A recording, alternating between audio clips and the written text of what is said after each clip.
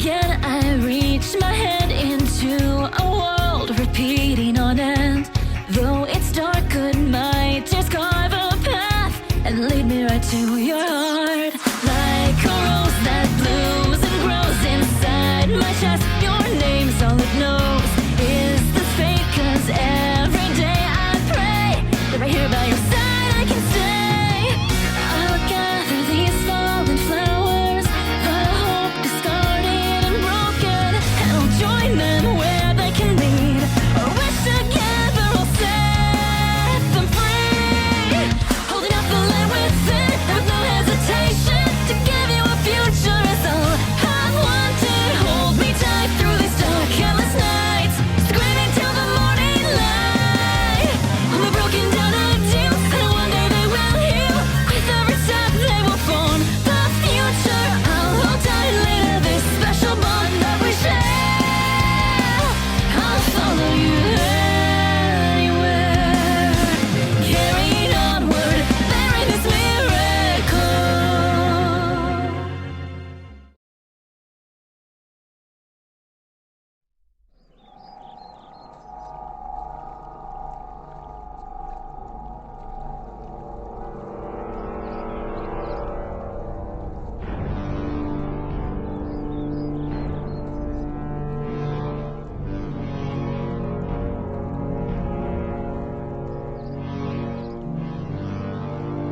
Fight me, bastard.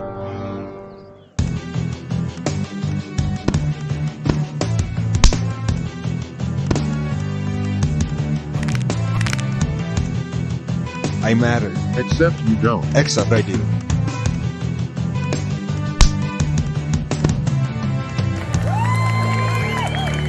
You know what that sound is? It's the sound of positivity. Endless amounts that you can't dare to handle. I win, you lose, end of story.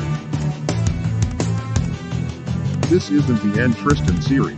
I said end of story, you selfish bastard. You want more of that? Exactly what I thought. Open wide, here comes the airplane.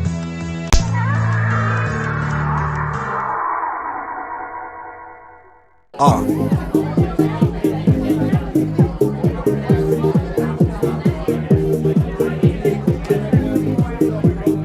And that's why Plotagon Secondary School has taught and inspired me to study computers and become a successful future game developer for years of my life to come.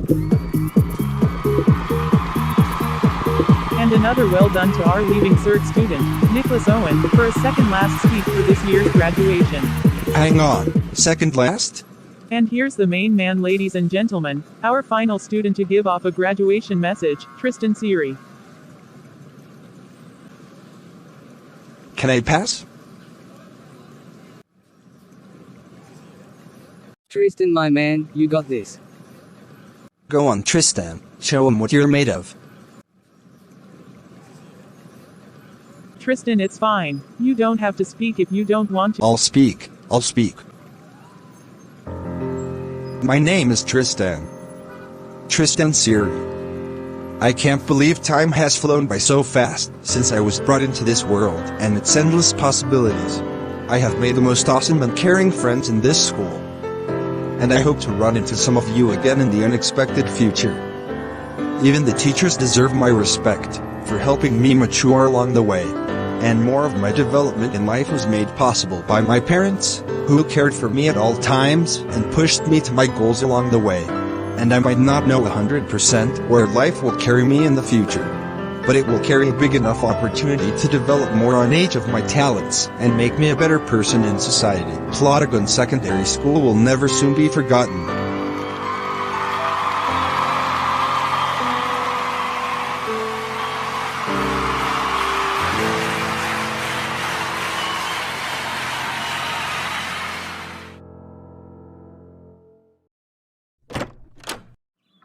Wow, I can't believe my little boy graduated secondary school so quickly.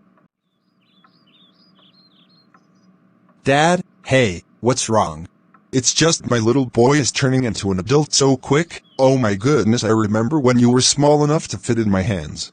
It's part of growing up, Dad. You know I can't stay the same age forever. So Tristan, now that you're officially an adult, what do you say about heading to college? Nah, I don't need college. I'm deciding to study for a job as a psychologist. I know that Tristan, but maybe you should give college a shot either ways, it could be really enjoyable. I wouldn't be too sure about that. Because I remember I used to hear Dad complain about college every time he came home.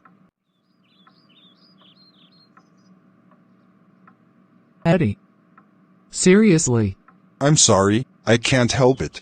But hey, I'll definitely take your word for it. I'll give college a try.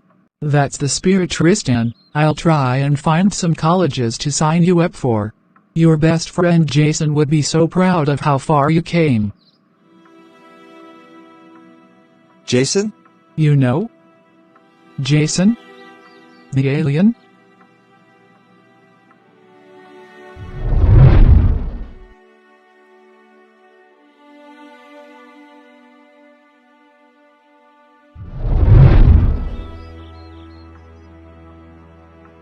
I have to go. Tristan, we can talk about this. Let me goddamn go. Tristan, we can explain.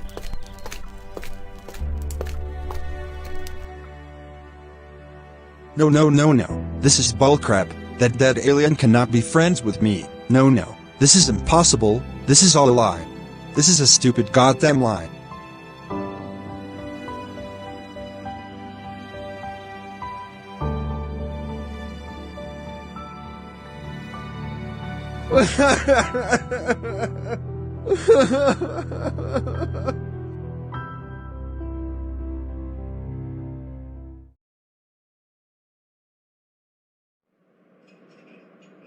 Hey, my mom wants a coffee. Why do I need to know that? Oh, for God's sake, I have you know my mom won't stop being a crybaby because I got myself a coffee, and unless you do something quickly, she might kill me. I suppose you kids these days are better off dead than have rights to complain about family issues. What in the love of God is that supposed to mean? Look. We have a coffee machine in the corner. Every bit of it is being sold for free. So keep your nose in your own business and never come across me ever again from this day on. Thanks. Christ almighty, you people don't have to be so rude. Yeah, sure. Knock yourself out, kid.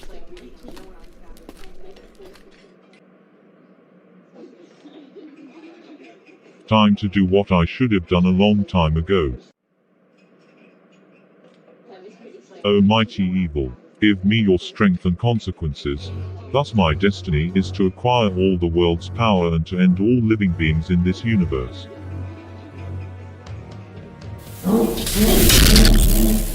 This plan has been in the making for the last 4 years.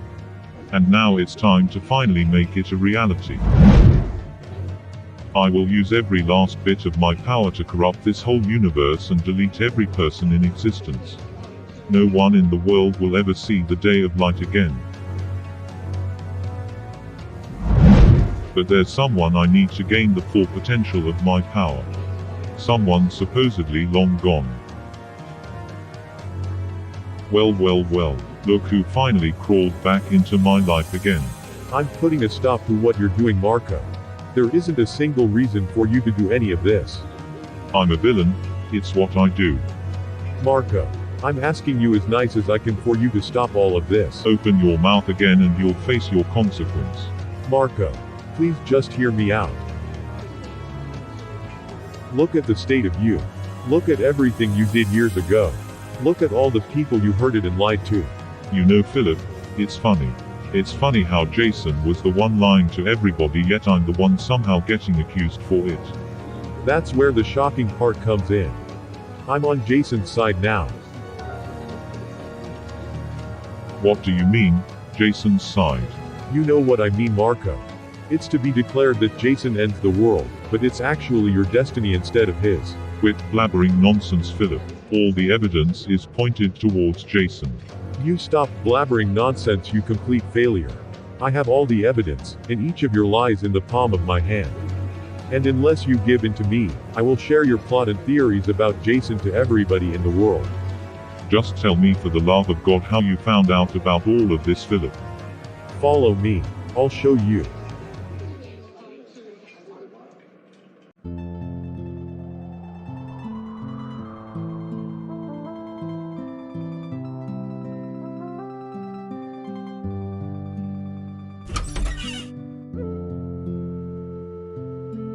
Leave me alone, Mom.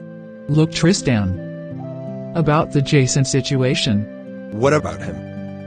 I don't care about him anymore. Talk to me, Tristan. What does it look like I'm doing? You've been up in your room all day crying about Jason instead of enjoying the day of your secondary school graduation. You're making your own day worse because of some alien who died 4 years ago. You're not making the situation any better, Mom. Stop it. What else do you want me to do, Tristan? Just.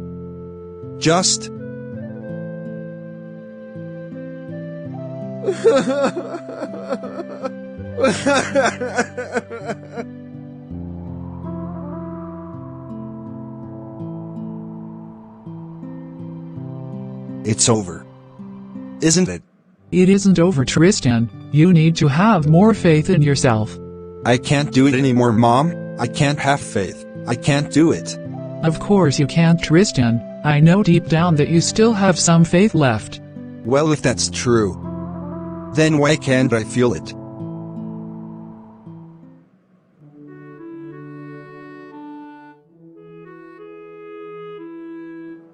It's because you're being reminded of a shockingly unpleasant experience from years before. You can't bring a dead person back to life. But there's one thing you can do. What? Do what he taught you. What? Do the things he taught you to do. It could be literally anything he's done. Besides, doing the things he inspired you to do will make him feel proud, and that he can die happily, knowing that his best friend is taking inspiration from him.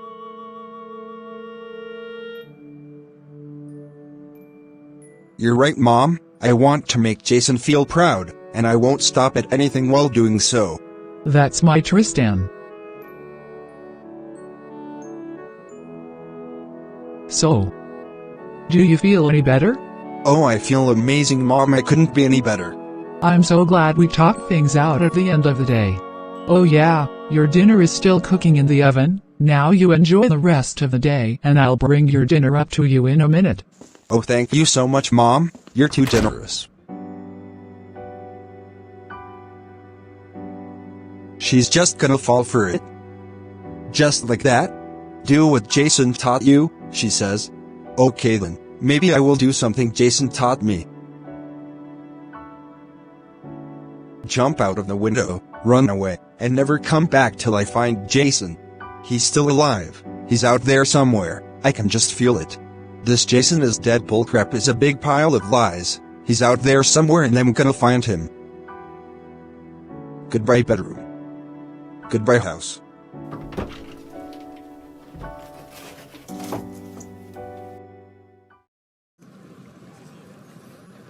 Philip, hold my hand. Wait a minute. You're not gonna do anything intense, right? Hold my hand right now or I'll squash you into green jelly. Fine, okay, goodness.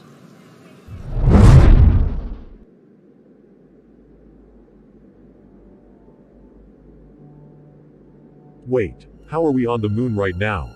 I thought it was destroyed. I have unlimited magic, Philip. I can bring anything and anyone back from the dead, even those that came from the negative dimension. What do you mean, negative dimension? An alternative dimension where dead people live and stay for the rest of their entire lives. So that means, Jason is in the negative dimension. That's right, Philip. So in other words, Jason is not dead. He was alive the entire time. Then take me to him. What? You heard me, Marco. Delete me, so I can be with Jason in the negative dimension. Not a chance, Philip. Your life would be a living hell for you to stay in that dimension and to stop working for me. My life is already a living hell because of you, Marco. Philip, you're going to shut up, get off your ass and work for me, no matter how much of a goddamn hell it is. That should knock some sense into your skull. Bloody bastard.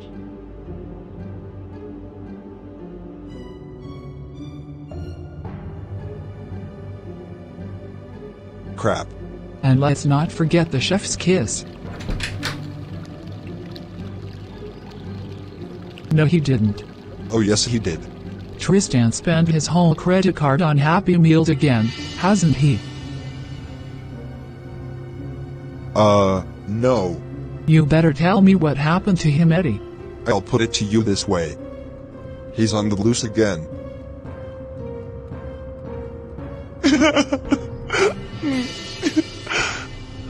We're going to find him, man. I know we will. I'm sure he hasn't gone far. I don't goddamn get it, Eddie. This is the second time he's done this crap. You have to stop and think, Anne. There has to be a deeper reason to why he's doing this. Reading 1. Voicemail from Tristan Seery. Hey Mom, hey Dad, this is Tristan. As you both may have noticed, I have once again ran away. I completely understand I have broken my promise from last time. However, this time I have a more valid reason. It's Jason. Neither of you would ever understand, but that inner voice in my head just kept telling me that Jason is out there. Somewhere. In the big scary world. And I'm not coming home until I find him. I didn't forget to bring my pocket money in my jacket too, and I have both of your contacts on my phone. Trust me, I'm going to be fine. I'm legally 18 years old, so there's no stopping me. I make my own choices now, and if I don't make it out alive, I just want to say, I love you both more than anything else in my life.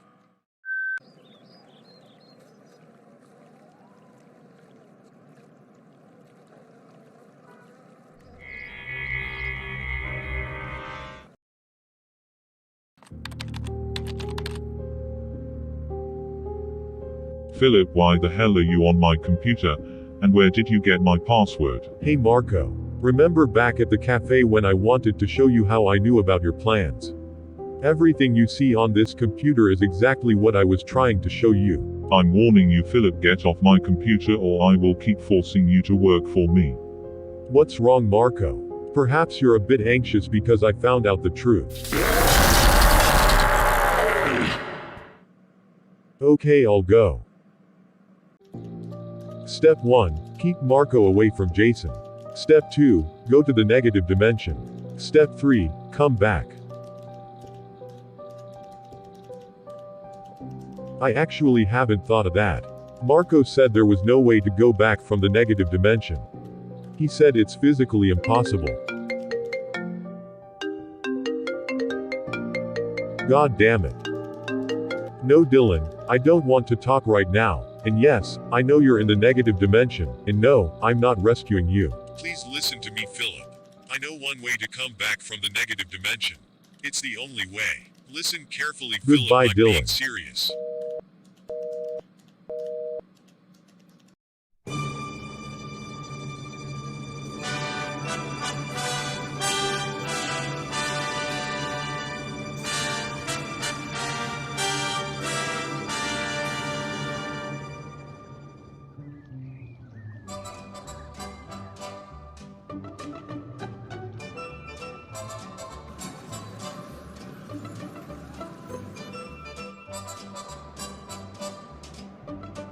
Okay children, I hope you both enjoy your delicious spaghetti, made with Christmas cheer. It looks spectacular, Mom. Thank you. I could eat this all day. Last Christmas I gave you my heart, but the very next day you gave it away. What?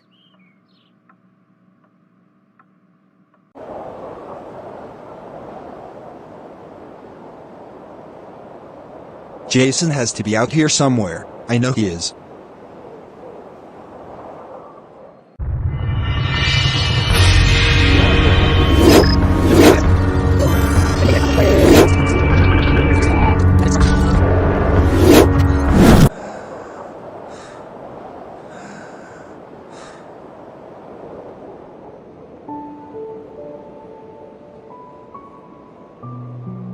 You were the voice in my head the whole time?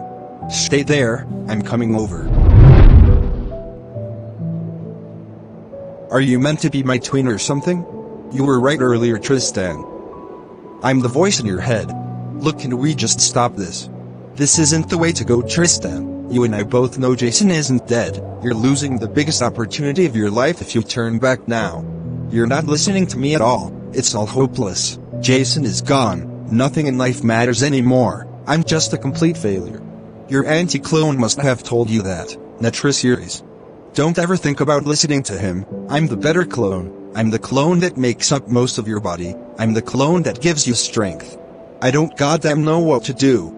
I don't goddamn know which one of you I should listen to. All of this is complex. It's not complex. You have to trust the clone that helps you build confidence and enthusiasm in your life. That clone being me. I am in no way letting you give up on your friend. It's emotionally unhealthy, and there's no use of your time always feeling sad, instead of doing something about it. He needs you just as much as you need him. I guess you're right. Right isn't my name. My actual name is Tristan Seery. Okay, that joke was garbage. But in all seriousness, your name is Tristan Seery? Yep. Oh goodness, these names are going to be impossible to remember. You'll get used to it. Now get out there and make your buddy proud. Farewell. Well, that's just great.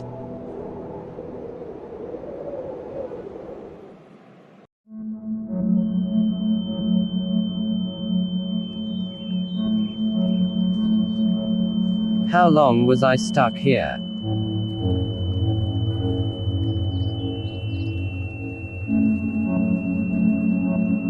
Why does my head hurt so badly? Lonely, I'm Mr. Lonely. I have nobody for my own. What are you doing? Don't talk to me. I want to be alone right now. Come on. The least you can do is let me sit with you. Make yourself at home, I guess. Talk to me. About what? You know, your struggles in life. That really saddening song you were singing.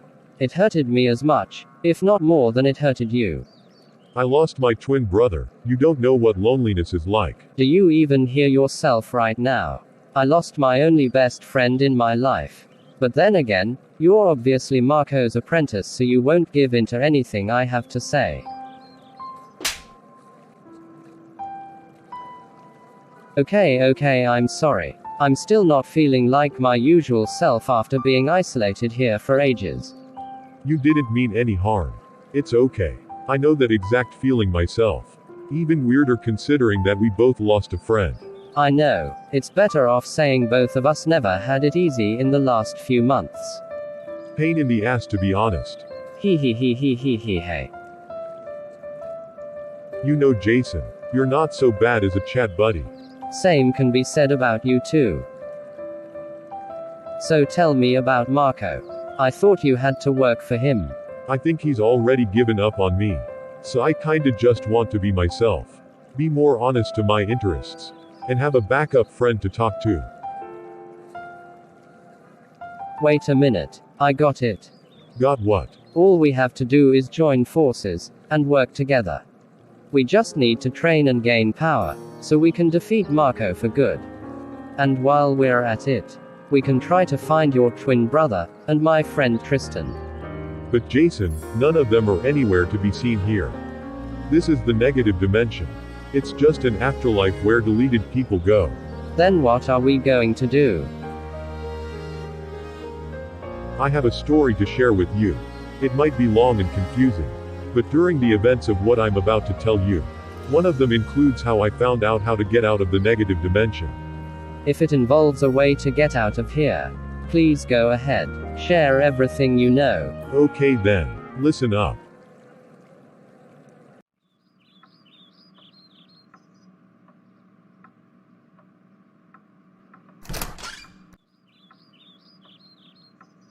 I know how you feel, Anne. I know. Where's the house phone, Eddie? What? Eddie, seriously, I can't live another second without him. I want him to come home to us. It's not your destiny, Anne. It's his. You can't make him change it. Eddie, where in God's hell is the house phone? I can't use mine 'cause the battery's dead. And you have to chill out. He is all grown up. He's ready to go out into the big world. You and I both know he is capable of looking after himself. Right. Hand your phone over. Right here, right now. No. It's my property. I am finding that house phone. No matter how much you refuse to tell me where it is.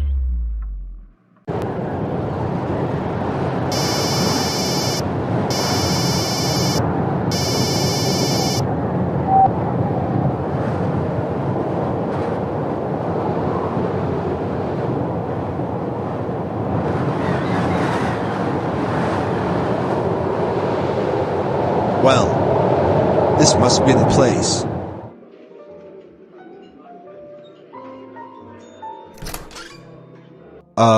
Wow. I was expecting a whole party here, but it's awfully quiet. It's a violent snowstorm outside. I haven't been getting any customers because of the condition out there. I know, tell me about it. Which reminds me, what are you even doing here? Oh, I was just walking by a restaurant down the road.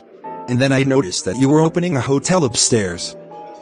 So I thought maybe I could book myself in? And how much nights are you thinking about staying for? The maximum amount there is. So you want to stay in for 5 whole nights? You bet I do. And look, I even have my own ID and I already paid the price for the 5 nights. I have it here if you don't believe me.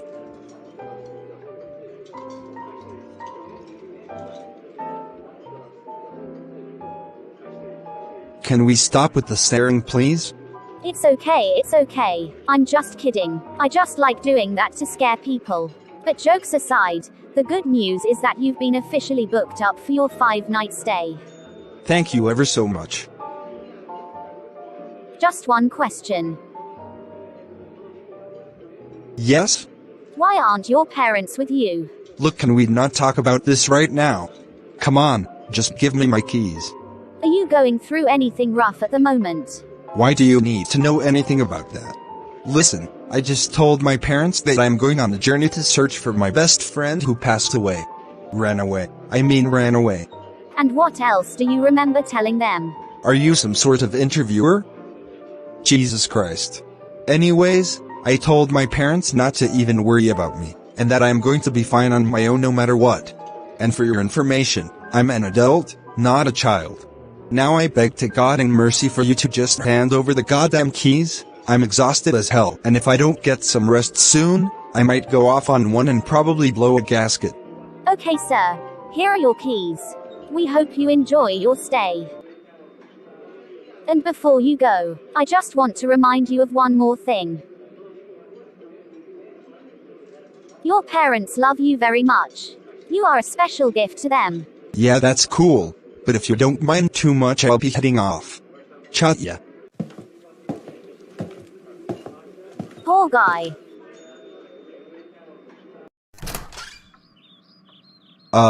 Why is there a suitcase here? I suppose that doesn't matter right now. It's already dark out, so I should probably get some shut-eye. I wonder if there's a bathroom anywhere, so I can change into my PJs. Goodness gracious, I've never seen a bathroom so underwhelming. Well, guess it's time to change. Okay, I think I'm all ready to hit the hay. Good night everyone, see you all in the morning. Oh, that's right. Nobody else is here except me.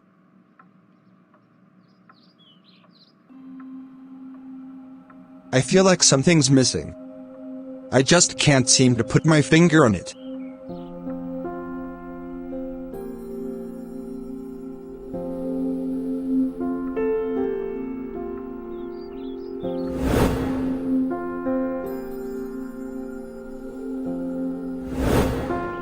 I'm alone. And always will be.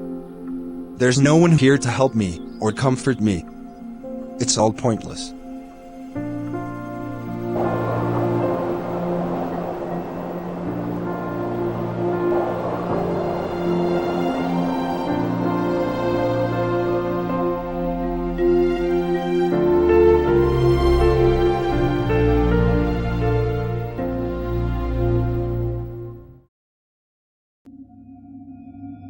Once, there was this galaxy. Along with it was the lovely bright moon. And the beauty of planet Earth. Back then, all was peaceful, all was well.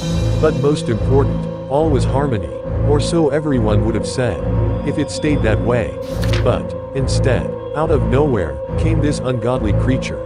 Who would threaten to kill every single human in existence and to end the world as we know it. To make matters worse, he would even go after his own son. His name was Jason. One day, Jason found a mysterious watch device, known as the multi-watch, which would grant the ability to differentiate between time travel and location travel. This means that it could give Jason the power to travel back in time, or to different places altogether. Meanwhile, I, Philip, and my twin brother Dylan, were told by Marco that the watch was the only way to exit the negative dimension because of its location travel ability. Hold on. Time out.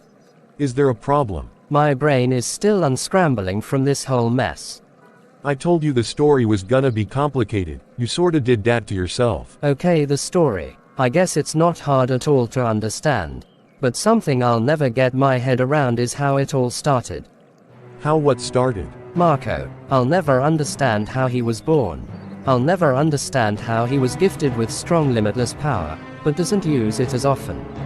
And I'll never understand how he was the one who gave birth to me. Never say never, Jason. These are mysteries. And every mystery can be solved if you look into it close enough. Even about the reality of this universe and if we're real or not. Same thing, Jason. Exact same thing. I guess you're right then. So anyways, about the watch. What about it? I'm afraid I don't have it anymore. I looked on both of my arms, I checked my whole body, and I think it's gone.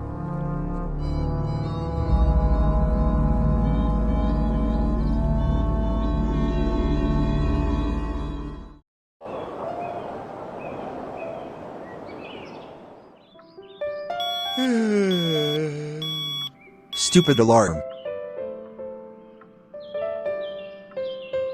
I still don't know why I can't wake up in a good mood. I slept in for an extra 3 hours. Or was it 5 extra minutes? That doesn't matter. Time to go downstairs for breakfast, I suppose. Good morning, sir. We hope you enjoyed your first night stay. Gee, thanks. If only my family were here right now. Your table is number 12, sir. It's near the very end of the hallway. Thank you. If you need to talk, I'm right here. It's fine. You needn't bother.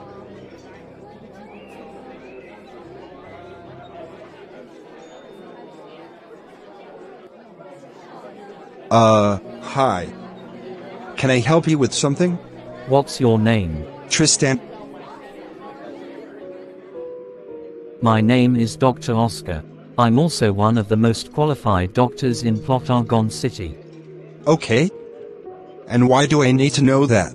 I decided I'd take a day off from my career to visit people with inner depression and lack of happiness. How am I relevant to any of that? Please tell me what point you're trying to get across. You look unhappy. You look like you're struggling with something personal. I am happy. There's nothing wrong with me. I'm perfectly happy. Are you though, Tristan? Are you? I just want you to know something, Tristan. I'm here if you need anyone to talk to. I understand you're struggling through something tough at the moment, Tristan. But this isn't the way to go. If you don't want me to help you, that's fine. But you're not helping yourself if you run away from your problems. If you can't let me help you, then make the decision yourself. Do you return to your home and talk to your loved ones? Or do you keep running away? It's entirely your decision.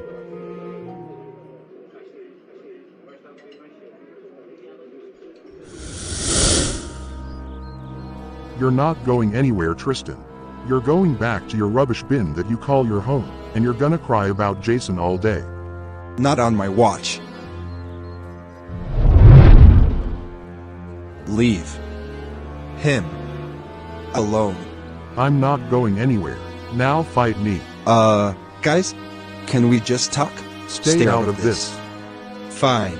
Goodness.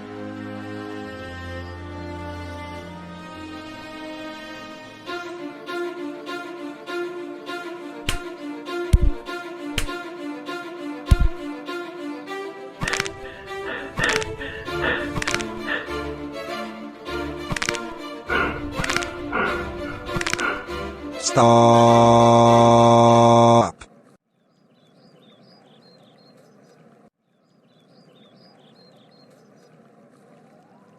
Look at what you two did to me.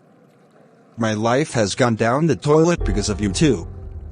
The past 4 years of living my life has been a rotten pain in my ass. And you two haven't made things any better. We were in the middle of our— Shut the hell up, I wasn't done talking. Both of you sicken me. I wish there was a way to get rid of you two, so I can actually live my own life by my own rules. I've been around for 18 years, so don't even think about dragging my parents down to your level. Actually, Tristan, we're made up. We're only your imagination. What?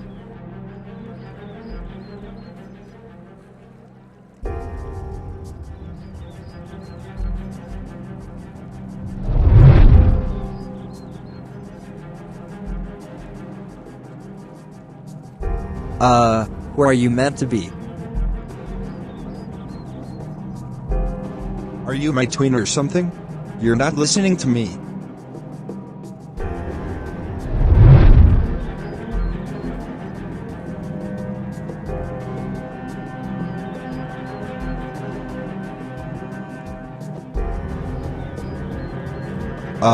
What? But, Tristan. I'm so sorry. No, you're wrong. Both of you are wrong. Both of you are real. Just help me prove it. Tristan, just listen to me. Look at me, Tristan. I want you to get your life together, okay? Can you do that for me? But my life is together. No, it isn't, Tristan. You and I both know that. You can't expect us to do all the work and make the decisions for you. We're only imaginary pieces of your mind that you keep talking to. Hey Tristan, I think we need to teach this guy a lesson. You know what nature is? That doesn't sound like a bad idea. What are you guys trying to do with me?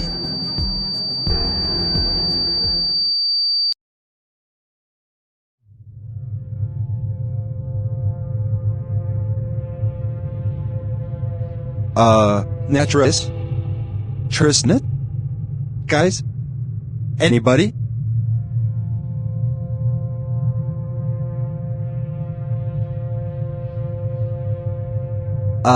What's wrong? Do I have something on my face? But that's impossible. Why do you look like me? Wasn't it obvious enough for you? I'm your past self. But I don't get it. None of this makes sense. What am I even looking at right now? Tristan, look, I know seeing me again is completely out of the ordinary, but can you show me Jason again? I'm afraid he's dead. Dang it. But in all seriousness, I want you to listen to me. You don't have to go out of your way to lose your relatives to go search for your best friend. Your family is worried sick about you, so don't continue down this path and go back to your loved ones instead. None of that matters anyway. I'm already halfway there, so I'm better off continuing on. Just accept the truth already, Tristan. Jason is not coming back. Listen here, you disgusting, immature, disgraceful, 5-year-old. I have no idea who you are, or what you want me to do. But if I could guarantee you anything in my life, it's that you and everyone else have not helped me at all for the last few days. Listen to me, Tristan. I'm not 5 years old. Also, the reason we weren't helpful to you was because you haven't let us help you. If you wanted help so badly, you could have just let us. You thought I actually needed help? In this stage of my life? I don't need help, and I don't need you. Oh, so that's how it's gonna be, huh? Okay then, have it your way. But don't come crying to me when you regret your choices.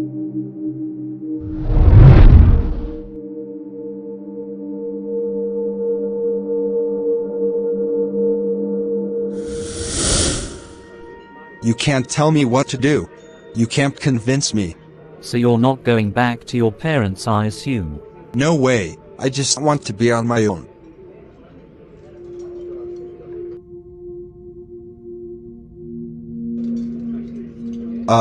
What is this? That is my good luck present for you. A tablet? What good is a tablet gonna do? It's good for helping you feel less tense, and to clear your mind from your troubling thoughts.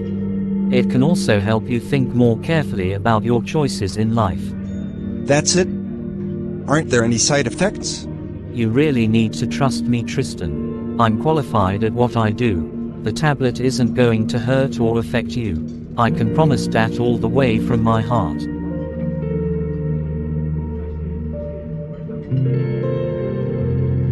Okay then. I'll take it. As long as it makes me less miserable. Very well. I hope you look after yourself, Tristan. Please take care.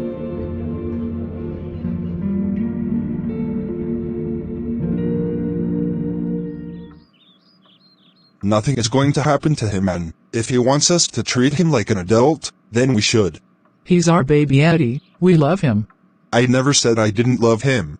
Did you two seriously call us down here to watch ye argue like children? Exactly. The two of you seriously need to act your age and cop on. She's right. We're getting all panicky and overwhelmed about the whole situation. We need to think straight. I'm sorry for shouting at you to hand your phone over. And I'm sorry for not worrying more about our own child. Just explain why you wanted us to come down here. I don't have all day. Mommy, Daddy, I want a unicorn bed. We'll talk about that later, Millie. There is a reason your father and I have called you down. Tristan ran away. Oh my god, where did you last see him? I checked his bedroom and his window was wide open, which was the same place your mother had last spoken to him. I want a unicorn bed. I want a unicorn bed. Millie, not now. We're talking. Why would he just run away without saying anything? We're not sure, Kaylee. We really aren't. But we don't have to keep worrying any longer, because we're all going to find Tristan and bring him home with us. But the task won't be easy, because Tristan hasn't picked up at all on the house phone when I tried to get an answer from him. Why don't we use our phones to track him down? That's another issue. The internet around Plotagon City has been down due to the heavy snowstorm outside. We could try picking him up in the car as well, but the only issue is that it's completely frozen solid. Then how are we going out there if we're obviously gonna freeze our asses off and die? And how are you going to buy me a unicorn bed? God damn it. Millie, sweetheart, I'm afraid you'll have to wait till Christmas. Okay, who's bringing her up to bed today? I think Tristan was meant to do it today. It's okay, I guess I'll do the honors. As we were saying, we need to gear up, get out there, risk ourselves getting killed, and rescue Tristan. Don't forget freezing our asses off. Yeah, that too. We're all going to need to search across Plotagon City, and if we don't see him anywhere around, then it's best to assume that he came back home here. Your father is right. Tristan has already done this before and he came back home. I completely understand that, but there's still something I'm curious about though. What if Tristan leaves Plotagon City and moves to a new country?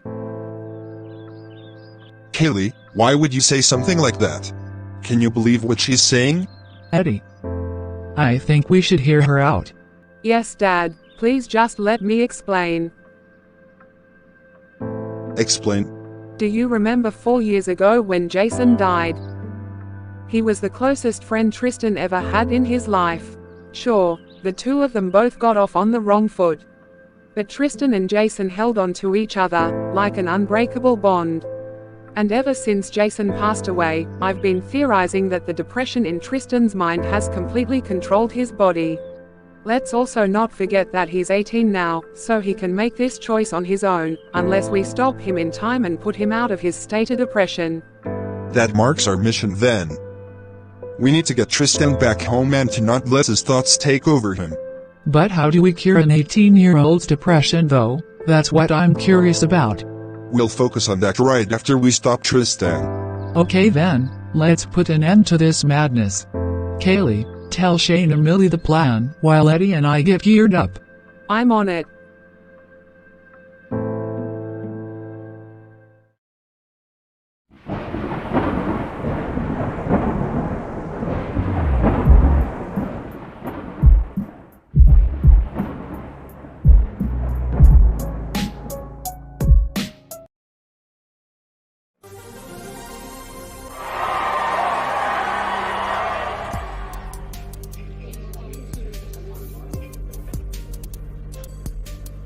Hello, my name is Brad, and you are not my dad. Prepare to lose, lad. Your hair is very whack. Look out for my attack.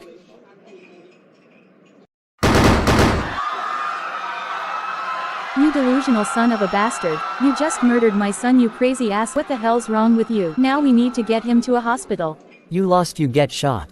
Only winners take home the grant of 1,000 euros. You are unbloody believable. Christ's sake.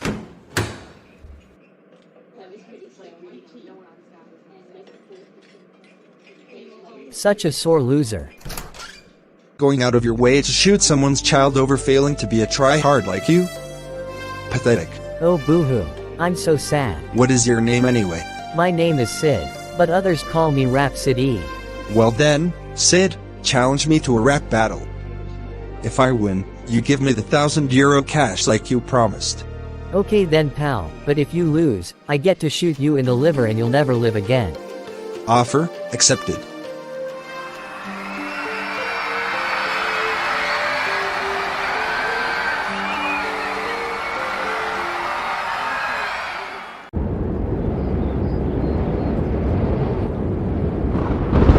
Come on kids, we need to find your brother.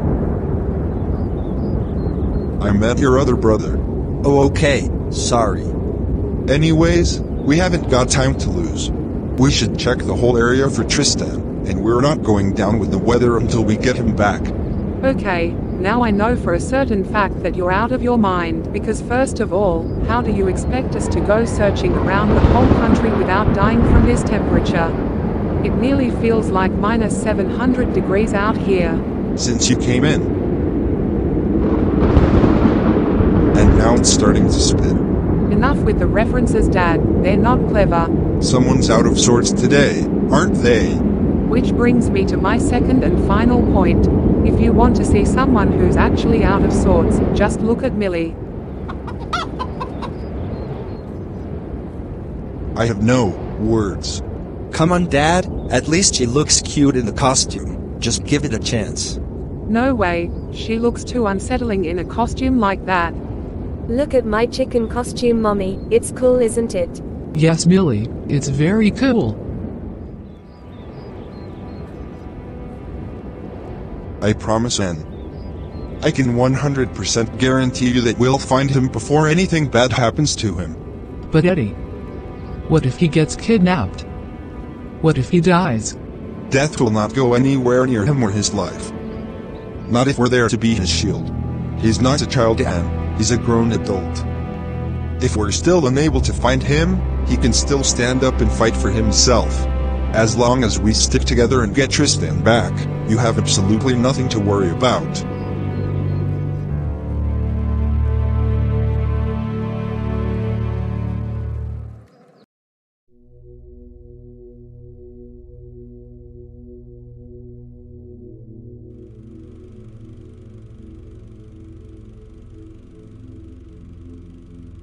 I have no idea how he blew off the whole door.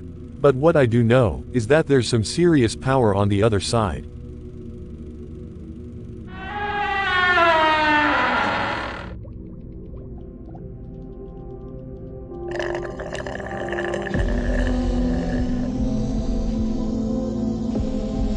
So that's how you got your powers, Marco.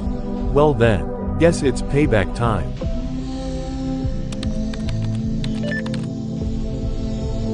Oh Jason, if you can hear me right now in the negative dimension, I know you're expecting me to delete you and the rest of the entire dimension itself.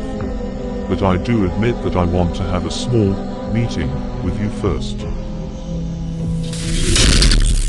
Christ almighty, what was that?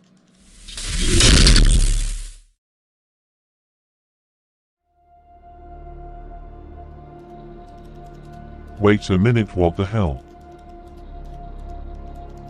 Please tell me what the hell's going on, Philip. I'm putting your body up for deletion, Marco. I was the one that did this to you.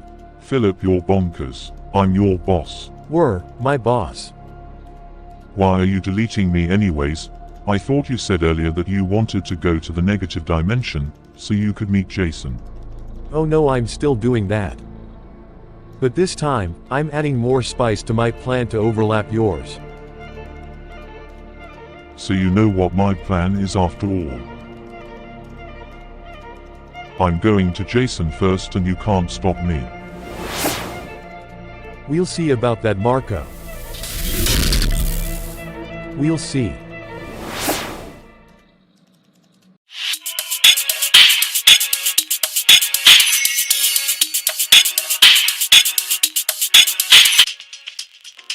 Hello everybody and welcome back to Daytime FM, Improved Broadcasting. Today we're here for tonight's special event, ladies and gentlemen. Paul the cameraman from Daytime FM will be broadcasting a suspenseful rap battle between Rap-Siddy and Tristan Seery, hosted at the official Plotagon Cafe. Now let's see who will rock the night away today, folks.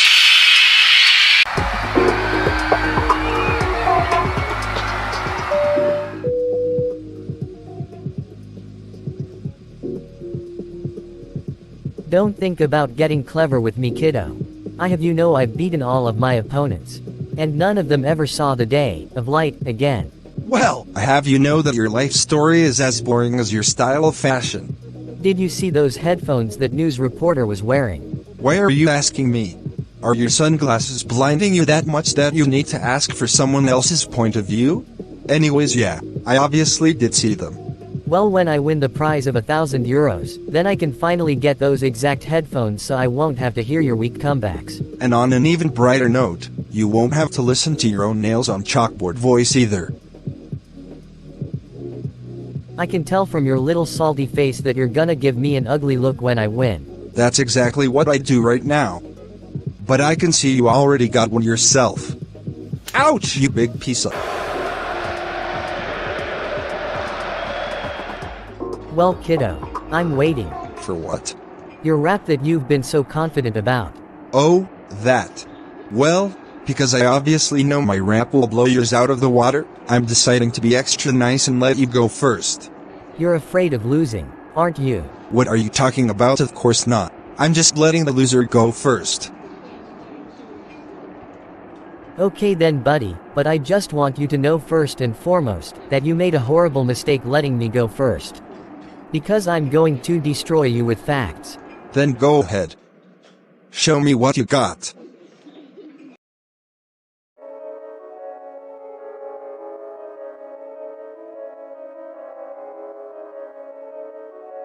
Yo, call me Sid. Ya mouth go close like a lid. My raps are the game. Everything about you is lame. The whole world loves me. From the South to Korea, nobody would ever want to look, or even dare see ya.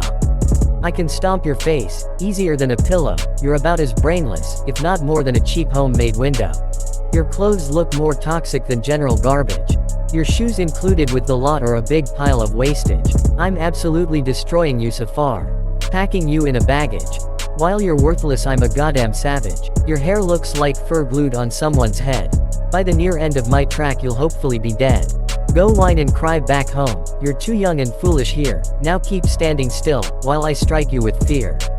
Go tell your mommy and your daddy to yell and blame and shout at me. I couldn't care lesser than wiping your face with my own feet. Where did you get a beard so quickly and suddenly? You're clearly not mature old enough or even that worthy, my buddy. Your face already looks hideous enough as it is. The extra chin hair just makes it more punchable with a wrist. And what about those legs? You seem to drag along to death. Go lay your obese stomach down, in your broken old bed.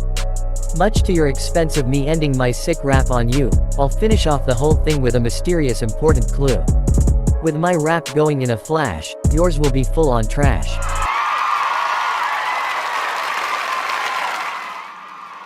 Wait, was that your entire rap?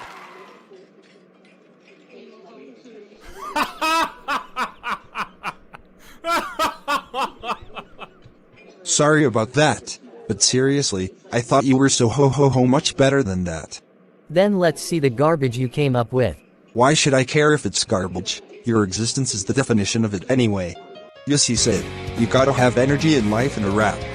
You need to keep the rhythm going faster than a snap. But most importantly, you need to stand out, shine and glow. But enough of that talk, let me show you how it really goes. The name is Tristan Seery. Unlike you, I am not so weird. Your face is like glass, it's as fragile as your ass. Going down like a rock, you running out of stock, which are whining and yaw moaning. Your parents treat you like a disowning.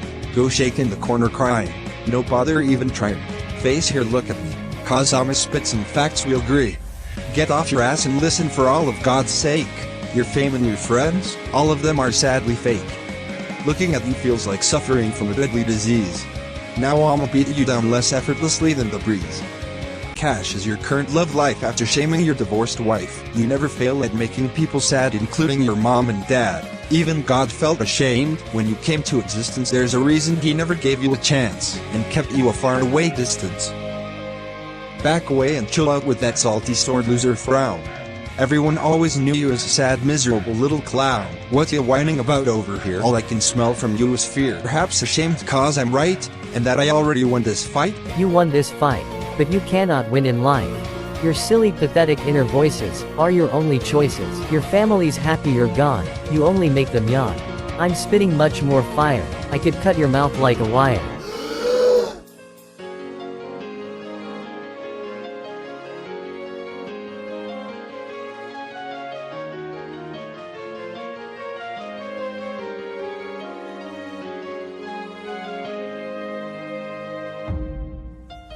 I'm in fact okay, with all the lies you need to say. Why are you talking about my thoughts? Doesn't that make you gay? I'm not a robot without emotions, unlike you. Like your fake fans, I forgot you never had parents too. Your life and your bills are both hanging on a ledge. Your career and fame's gonna fall off the chart with no edge. I can easily wreck your ass, drop the mic and flip the switch. And a short sweet message to finish my sick rap, just for you. Game over, bitch. Oh my god, Sid, I'm so sorry. Can you hear me? Hello. Are you there? I'm so sorry, guys. I wasn't thinking about what I was doing. I also never meant any of those horrible things I said to Sid. Honest.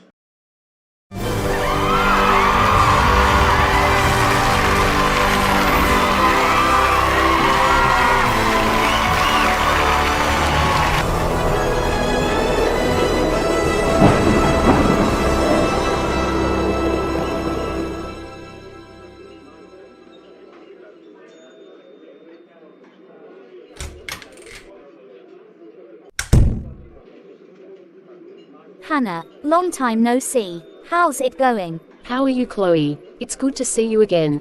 Oh my goodness, you even remember my name. Hardly anyone calls me by my name these days. Hey, why the long face? Do you remember watching the news earlier? About the rap battle being hosted at my cafe?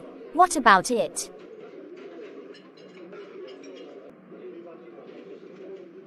Someone in my cafe got shot in the stomach after the rap battle. It's all over the newspapers.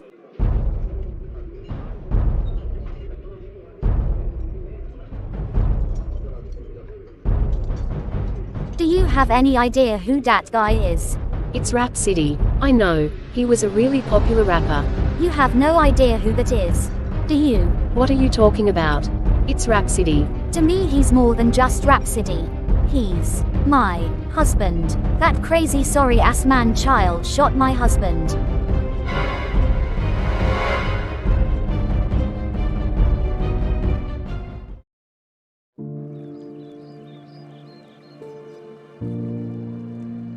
It's hopeless.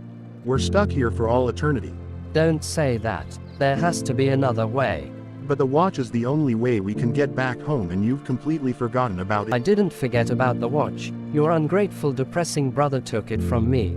There wasn't anything I could do about it, and here you are pulling the blame on me, instead of trying to work things out with me.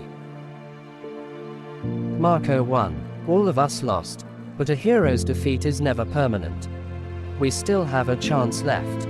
Our chance being that we can only pray that someone, anyone, can get the watch and travel all the way here. Dylan. Jason. Marco. I finally got you, Jason.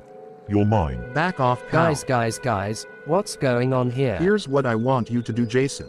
I want you to grab the watch and get yourself, Dylan, and I out of here. And remember, don't look back.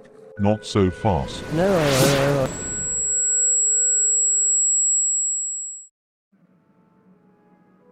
Jason is innocent. He didn't mean any harm to any of you. You are, and forever will be the bravest and most heroic alien I have seen in action. Oh my god. Not you again. Get lost. I'm not going anywhere, Jason. I'm the Jason you're supposed to be. A final target, a secret plan, the key to world destruction. Stop it for God's sake. Just stop it. You're making me a nervous wreck. Nothing you're saying even makes sense. Episode 20, Jason. Episode 20. The end is closer than you think. And you're the key to all of it.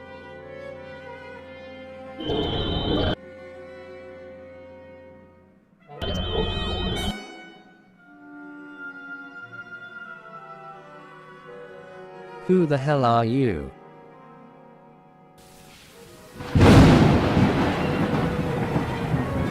You better goddamn stop yourself right now or else you'll suffer for all eternity.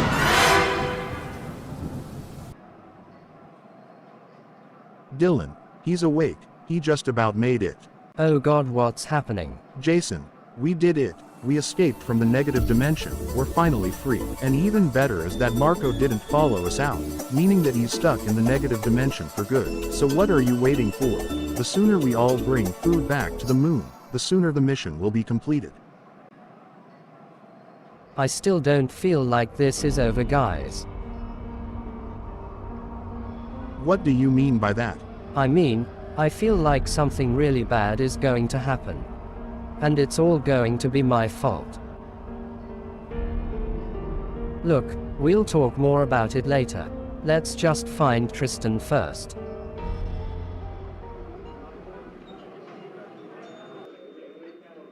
Next time I see him, it's not gonna be pretty. Chloe, you need to chill. I'm sure he didn't mean it. Hi. Ouch! Why did you shoot my husband, you goddamn Sorry. monster? I didn't mean for it to happen. I actually can't believe you. You're absolutely disgusting. Jesus Christ. Cool it off. I swore I would protect him. I swore I would keep him safe. I can't believe he's gone. Well, why are you blaming me for his death? It was completely out of my hands. I couldn't control it. Get out. Pardon? Get out right now or I'm calling the police.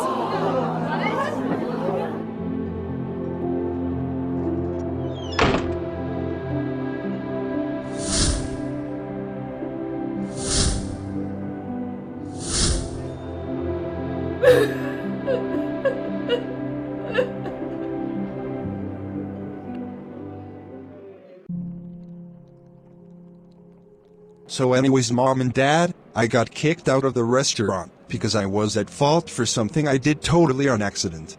But just like everyone in the restaurant, you both aren't going to believe me. Well, guess what? That's okay. Shane, Kaylee, and Millie all believe me, right? What am I doing? I'm just talking to myself. I think I've finally done it. I think I've gone mental.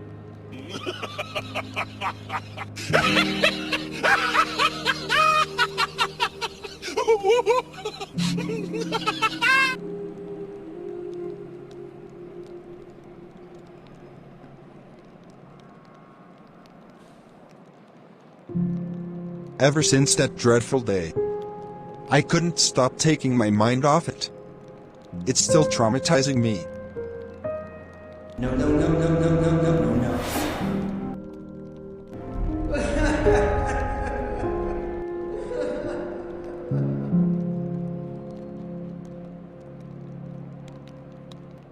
I'm qualified at what I do. The tablet isn't going to hurt or affect you. I can promise that all the way from my heart.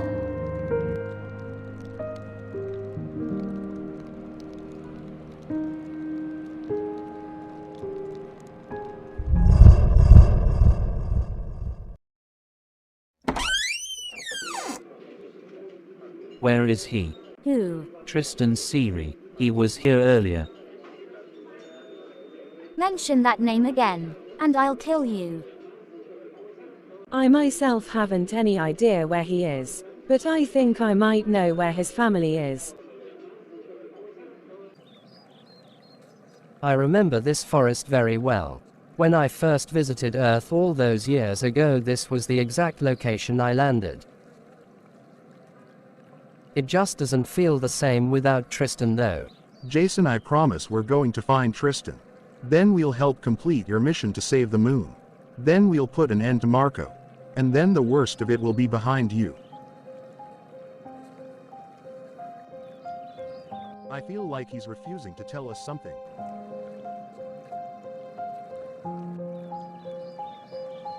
Jason.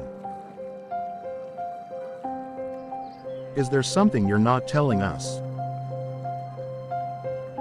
Where have you been getting that impression from? I mean, you've been awfully quiet during our search for Tristan. And you've hardly said a word for the last half hour.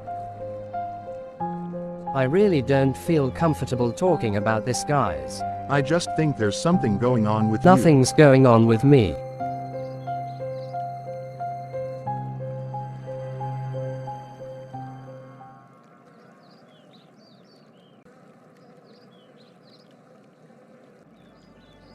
Oh my God, Jason. Thank goodness you're okay. Great to see you again, Mrs. Seery. Everybody. We'll save the celebrations for later. We're trying to search for someone very important.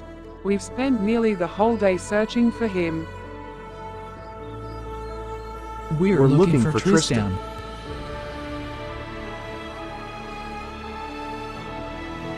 Wait guys, don't go without me. I'm looking for Tristan too. Oscar, lovely to see you again. Listen, I can't talk right now, I need to hurry. I'll tell you why I'm looking for Tristan on the way there. Looks like it's settled then. Let's find Tristan once and for all and put an end to this madness. Yeah.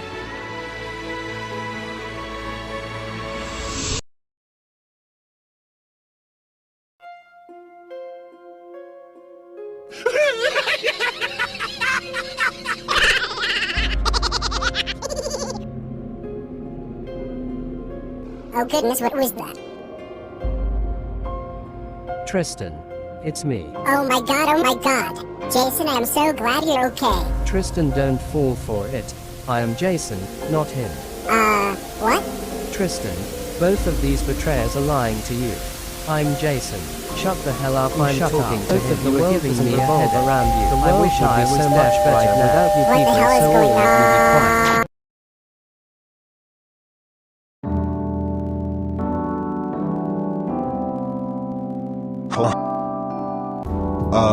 Guys? Anybody?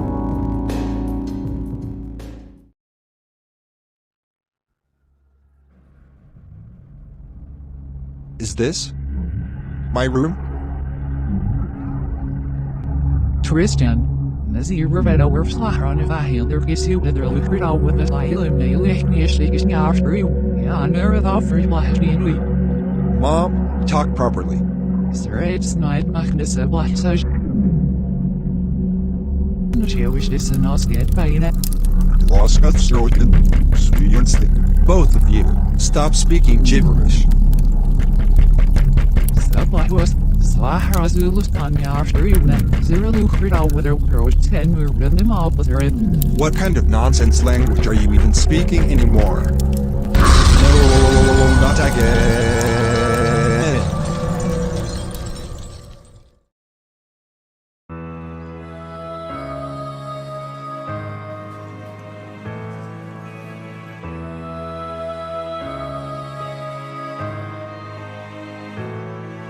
Ah!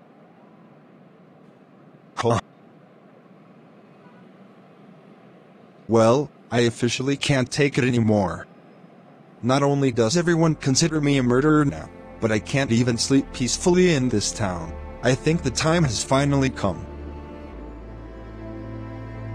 Jason, before we search for Tristan, are you sure there's nothing you need to tell us? Everything's fine. I promise.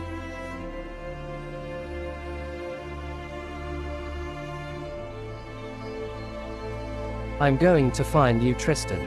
All of us are going to find you. And when we do, we'll make sure that you won't have a lonely, isolated life anymore. We'll always be there for you. Jason. Mom. Dad. Anybody. If any of you can hear me, I just want to take the time to thank you guys from the bottom of my heart. I've had a great life here in Plotagon City. But I think it's best for me to move on, to leave my stress behind, and move on to a new city and a new chapter of my life. I'll miss you guys.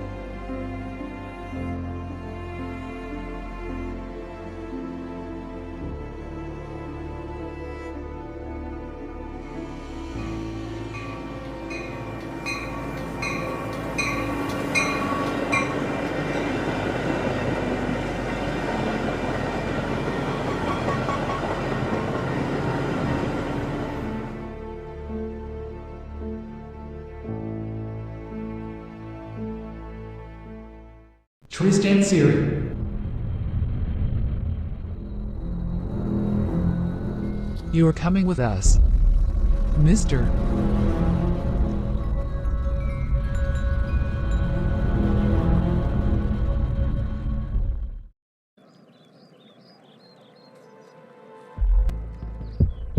Tristan. I just can't. Tristan, seriously, what were you even thinking to get such an idea? You promised me that you would never run away again. You don't understand, Mom. None of you do.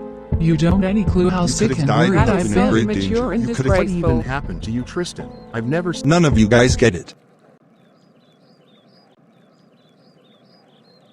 Tristan, I'm here. I'm alive. I'm okay. If you want to talk to me, you can. Go away!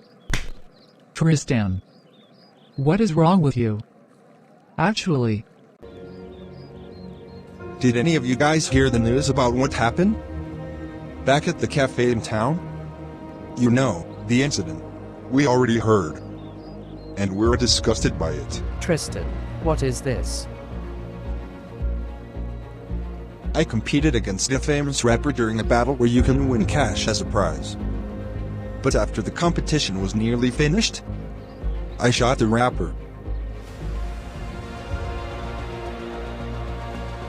Tristan, you're a murderer. You should not, ever, shoot people.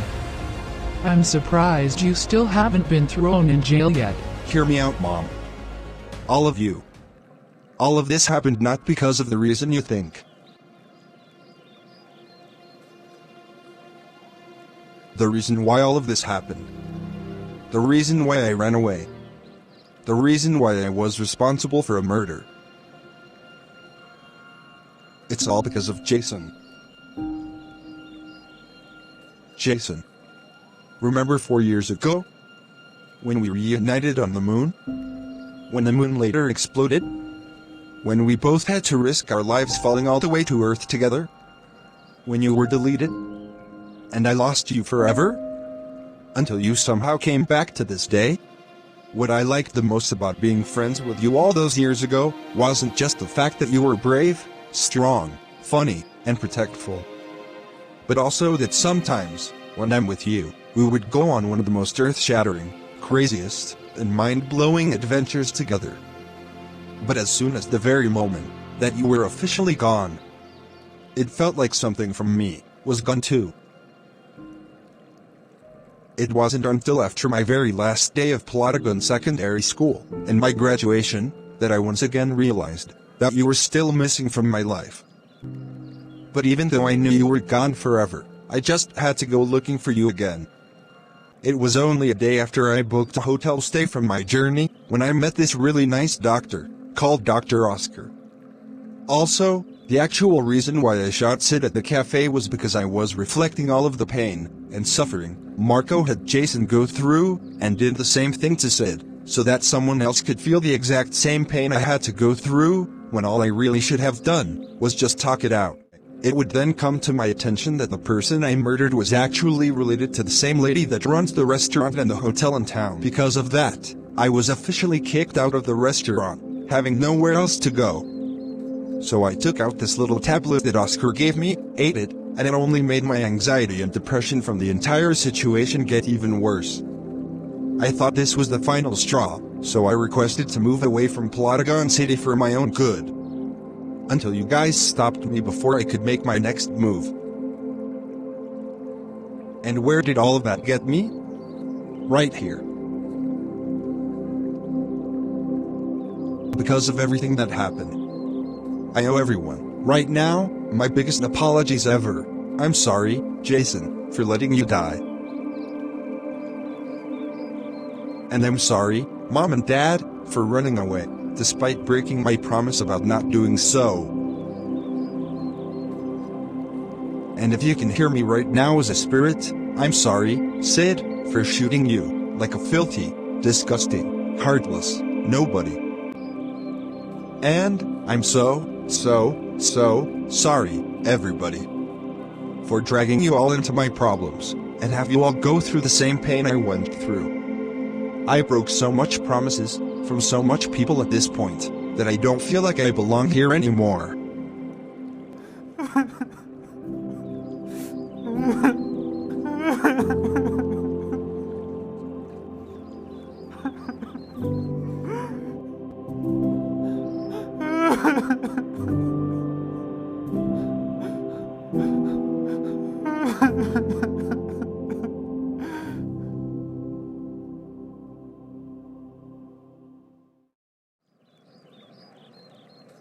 This is unbelievable. I just can't believe it.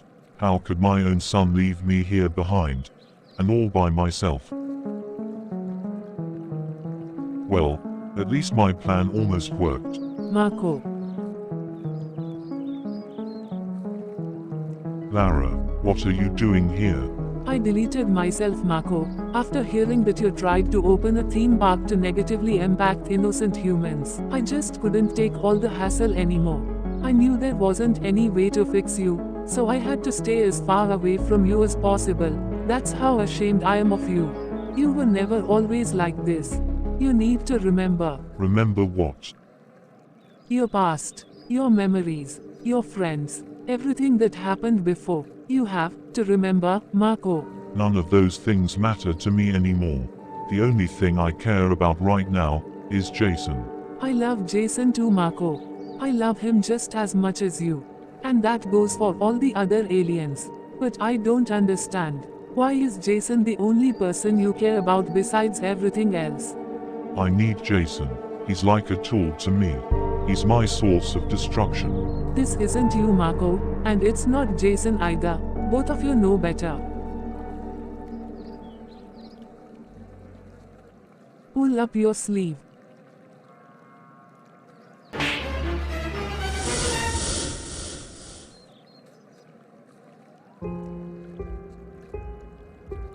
Remember. I have to remember.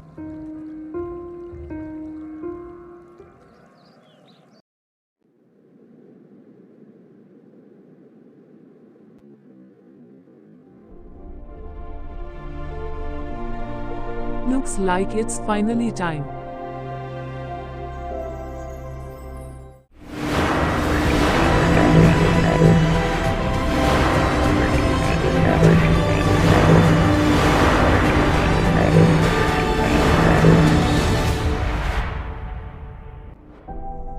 Jason, if you can hear me out there on Earth, the struggles and adventures are nearly over for you. We are all rooting for you.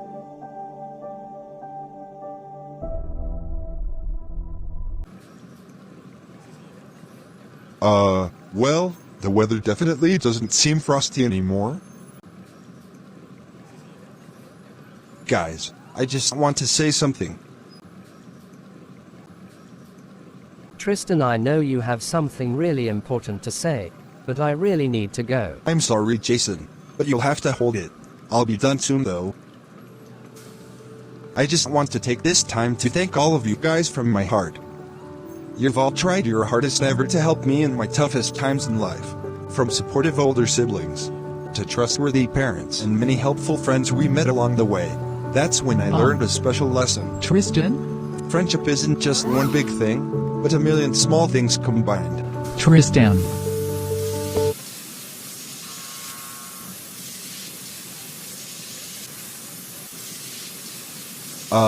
Jason? Tristan, it's not what it looks like. What were you just doing? Oh well, at least I don't have to go anymore. Please do your business indoors for the future. Sorry. Anyways, I'm so happy that you've all been there for me throughout my life. And I'm really sorry that I never reached out to any of you when I was struggling. Which is why I'm going to make things right. Everyone, spread out into town, buy bags full of food, go crazy, shop your heart out, do it for all the aliens on the moon. I myself have something very important to do in my own favor. Tristan, if this has anything to do with Rap-Siddy, then I really... Sorry, Oscar. I have no time to waste. I won't let you guys down. Tristan, you don't know what you're doing. What do you mean? He has no idea what he's doing. Look, I know his heart is in the right place, but he doesn't know Rap-Siddy. He's a rapper responsible for the murder of thousands of innocent beings. If anything, he's a dirty criminal. That's what I thought of Tristan moments ago, and yet he turned out for the better. Rap-Siddy's different though. Tristan is nothing like him. Well, maybe Tristan himself wouldn't be so messed up in the first place if you didn't try to poison him.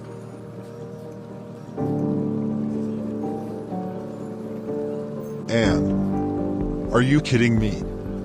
What kind of assumption is that? Did you not hear what Tristan had to say about him? His mental health got even worse after he took the tablet. It's clearly drugs. Listen, I'm a qualified employee at my job, and I know drugs when I see them. I promise you, I never had any intention handling or working with drugs, especially ones with negative outcomes.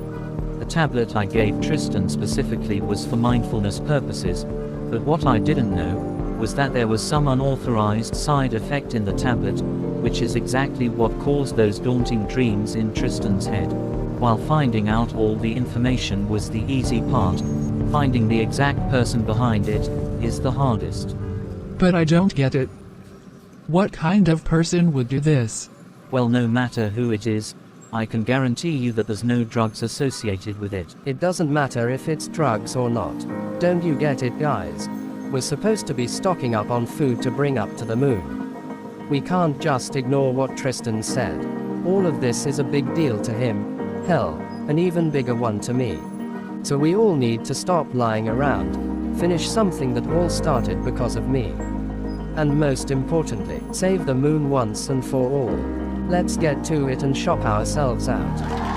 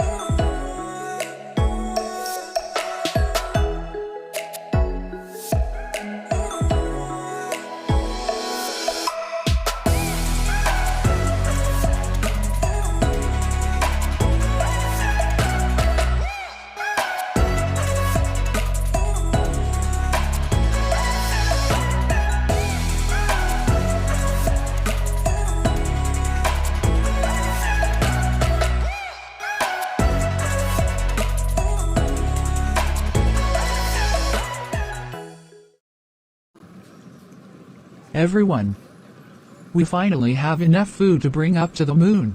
I want my chicken costume, Mommy. This is so unfair. You can't wear that costume all the time, Millie. You need some time away from it. But how are we going to find a rocket? The other one was destroyed on the moon from last time. Guys, up there.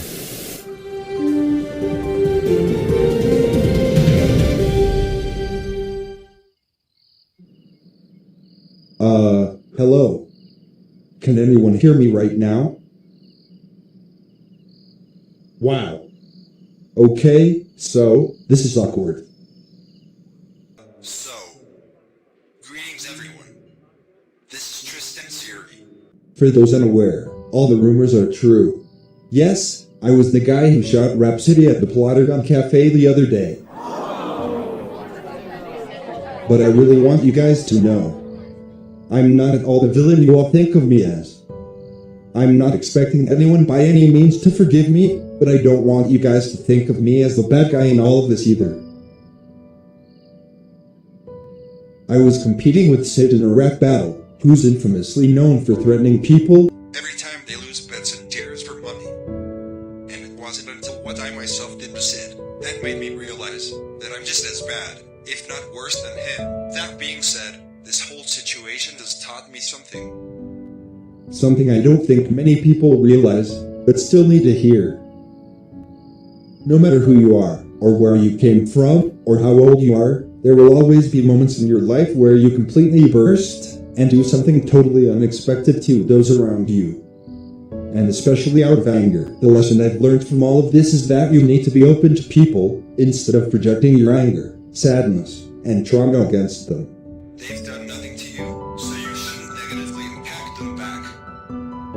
I don't know if I've told anyone else at this point yet, but I lost a friend of mine 4 years ago who meant a lot to me. But instead of being open, I just let my thoughts and emotions build inside of me, which is exactly what caused the accident at the cafe. Look, what I'm trying to say overall is that I'm sorry. I'm sorry for what I did to you, if you can still hear me say. And I'm sorry to the hotel owner as well, for being the reason why she lost someone that meant so much to her, just like when I lost someone that meant so much to me.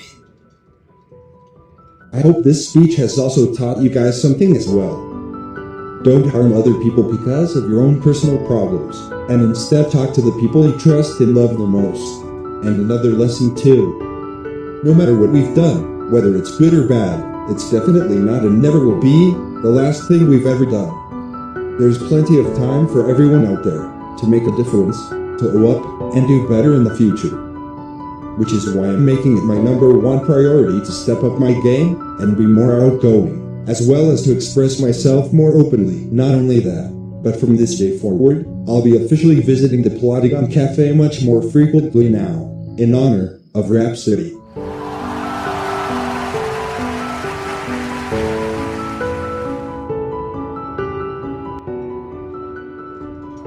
I can't believe my husband was responsible for all those horrible things. I'm so sorry, Chloe.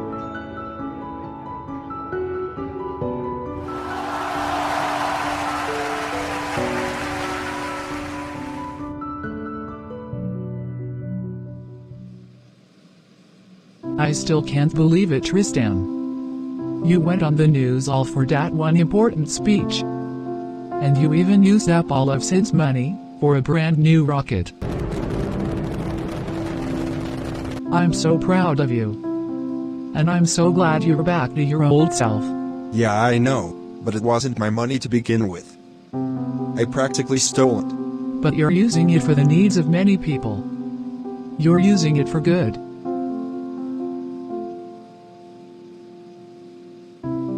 Please just promise your father and I one thing though. Please don't let anything like this happen again. I promise, Mom. I really won't. And I mean it this time. So, this really is goodbye, huh? I'm sorry it had to come to this. But I need control of my own body back. I need to be myself. Not just one side of me on top of another. I want to start fresh again. Well, if this is what you want, then I bid you farewell. I'm assuming this whole thing is applying to me as well. Huh. You said? No, what do you mean? Of course not. Fine. Maybe just a little. Farewell. Is that everyone? Tristan Seery. I should have known.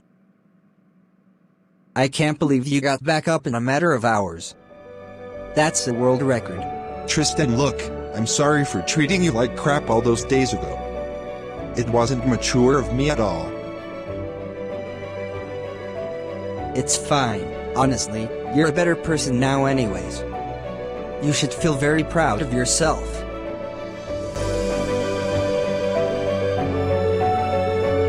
Oh, and by the way, please tell Jason I said hi. Absolutely, take care.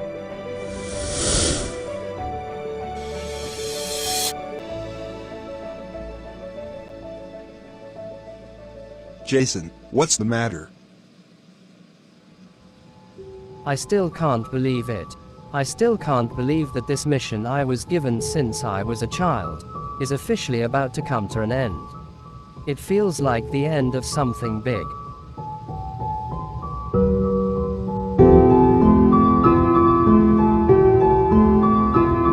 It may officially be the end of your lifelong mission, Jason. But it's definitely not the end of everything else.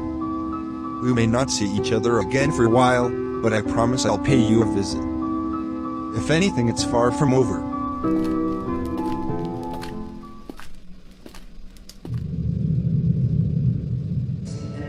I'm not going anywhere, Jason.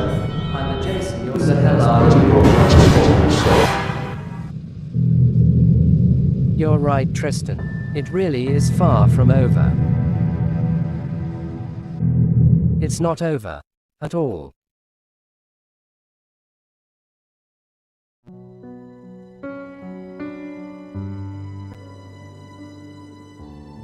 Well, this isn't gonna be easy for me to say.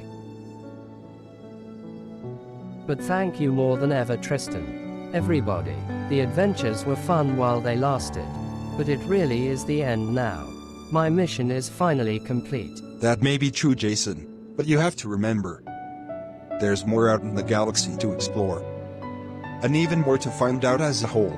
All that being said, goodbye, Jason. Thanks for making my life more exciting and entertaining than ever. I couldn't ask for a better friend than the one right in front of me.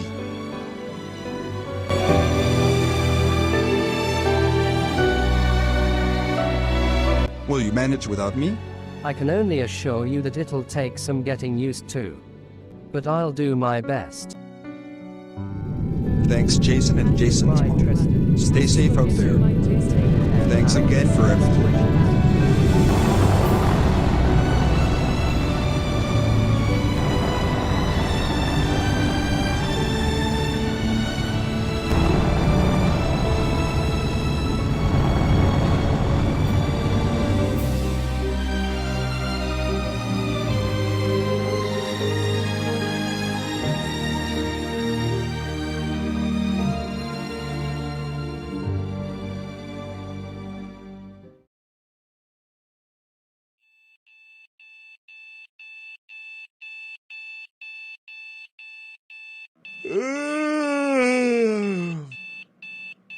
Oh my god.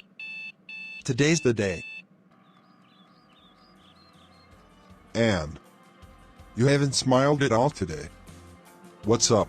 I just can't bear seeing him grow up so fast, Eddie. First Shane, Kaylee, and now Tristan. I can't go through it a third time. Yahoo! First day of college, here I come. Tristan. I don't know what to say. What do you mean exactly? Your mother's just being overly emotional again. I'm going into college though. Who wouldn't be? Wait in the car. I'll stop by and pick up breakfast for you on the way. You can't be late. Are you sure? I'll Please, just wait in the car. It's looking like a beautiful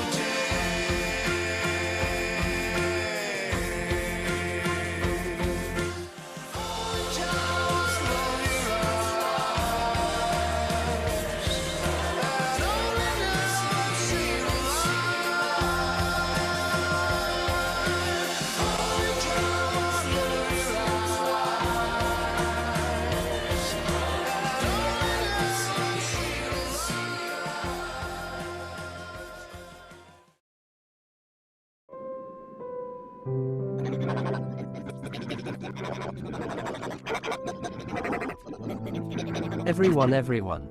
Settle down. Poor Jason's very tired. How is the hero of the moon? I'm drained, and all these other people won't leave me alone. That's their token of appreciation for you. Really? This is what you call appreciation?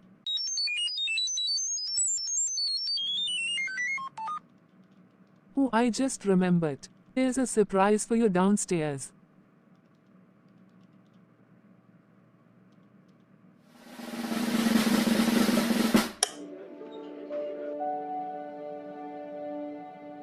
Mommy. Daddy. Oh my god, Mommy, Daddy. Jason!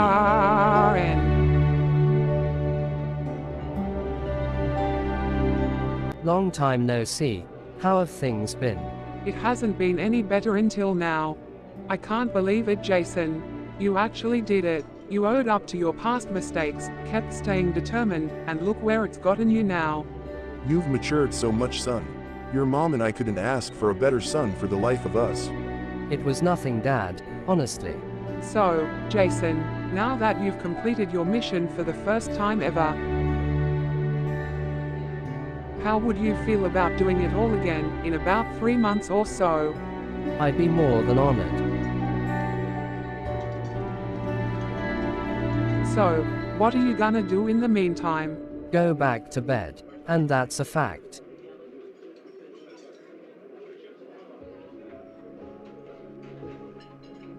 Wow, Jason, you weren't kidding when you said you were tired. Oh, don't get me wrong. I am. But that isn't the issue. So what is it then? I still have you, my biological mother.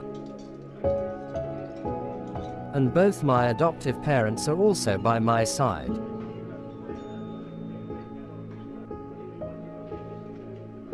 So, what could you be missing? My biological dad. Now, Jason, I think I've told you this before. We don't talk about Marco. That's not the point. He's still my biological dad. He's been with me since the beginning, and it just doesn't feel like a full family without him. You know, Jason, your father wasn't always the way he is now. He was a much different person back when we were engaged. I think now is the perfect time to tell you a little story.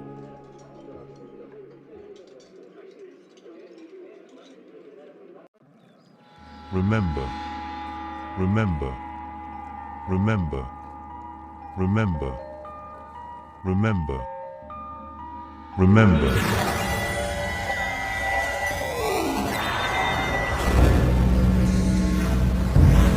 Everybody knows what they know. They used to have a precious world and a lot of heroes.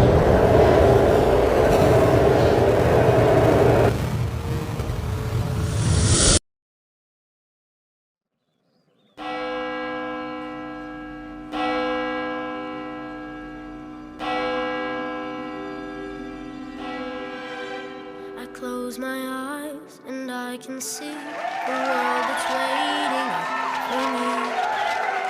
Marco, my future husband.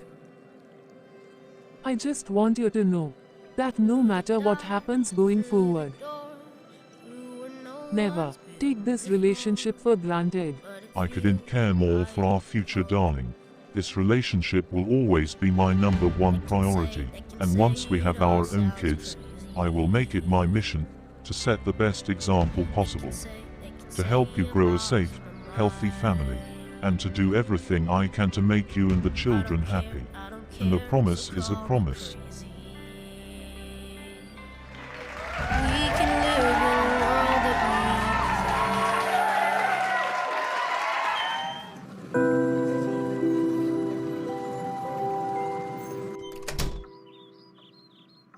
Sweetheart, what's the matter? We are getting kicked out. What the hell? Why? This hasn't got anything to do with avoiding the bills, does it? Nonsense, not at all. A house has been purchased by a new family, and now we are forced to move somewhere else. We've been here for like only 3 months. This is outrageous. Damn it, work just started. Guess I'll be on my way. Please, Marco, for the sake of me and our future family, try and find us a new home when you're up there. I would if I had time. But you know how my expectations at work are. Why not call it off for today then? Well, what else pays the bills?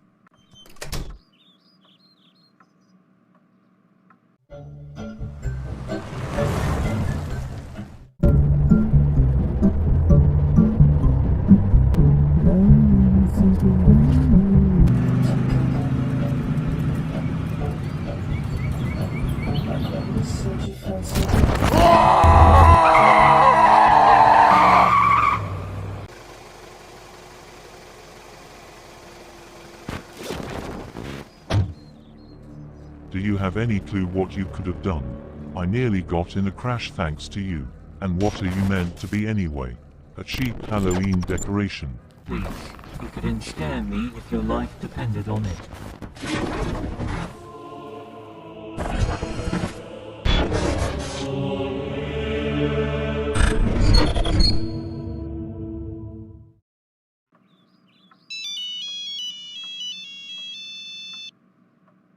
Marco, what's the problem? Lara, thank goodness I need your help.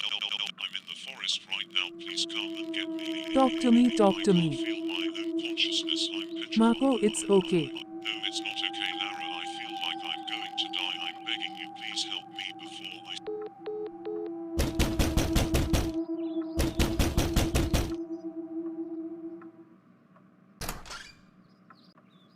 Oh my god, Marco, you're okay.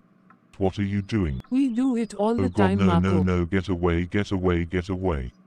But I don't get it. You said you loved being kissed. When the hell have I ever said that? Who even are you? What do you mean, who am I? I'm your wife. Also, why was I even driving a few minutes ago to begin with? You said you were going to work.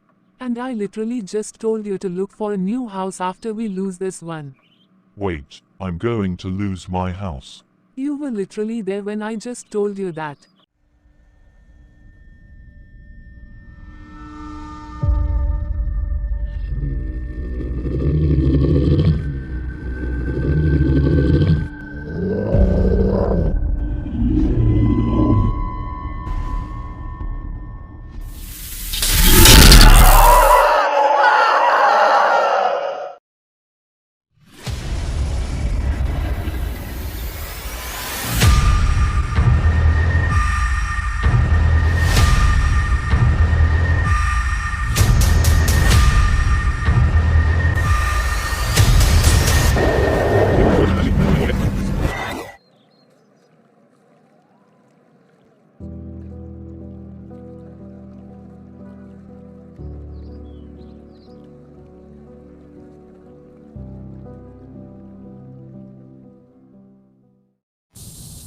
From the support raised by the government of Seery Pictures, we are delighted to announce the grand opening of our brand new home for college students, the Plotagon College of Further Study.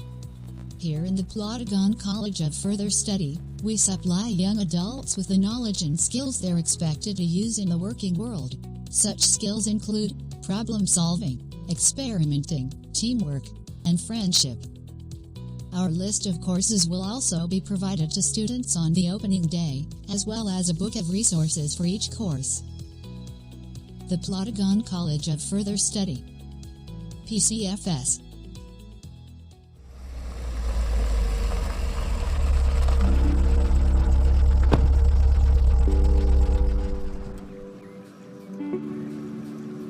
First day of college? Here I come!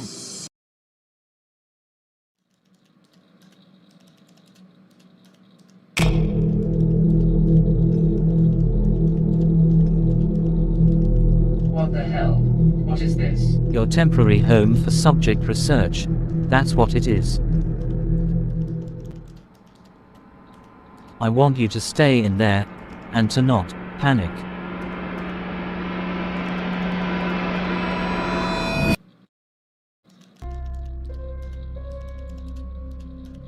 What the hell are you doing to me? Jason, I just told you, the more you panic, the longer you're in there.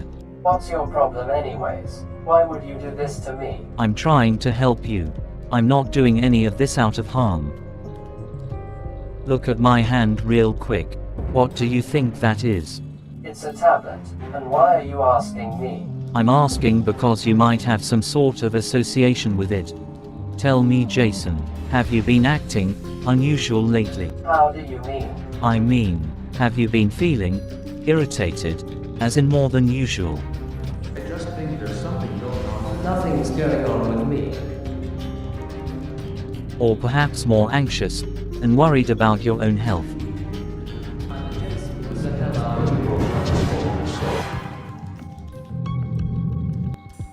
Why should any of it concern you?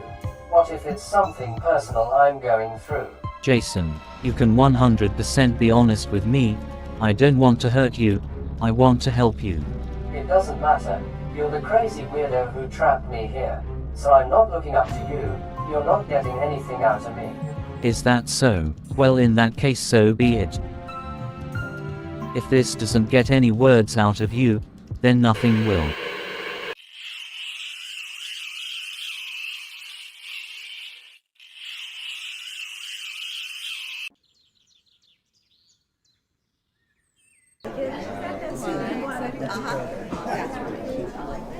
I don't know, I stole from my room. Welcome to PCFS, everyone. We hope you're all ready to begin your new exciting journey with us. But first things first, allow me to introduce myself. My name is Miss Plotagon, and I'll be your college year head.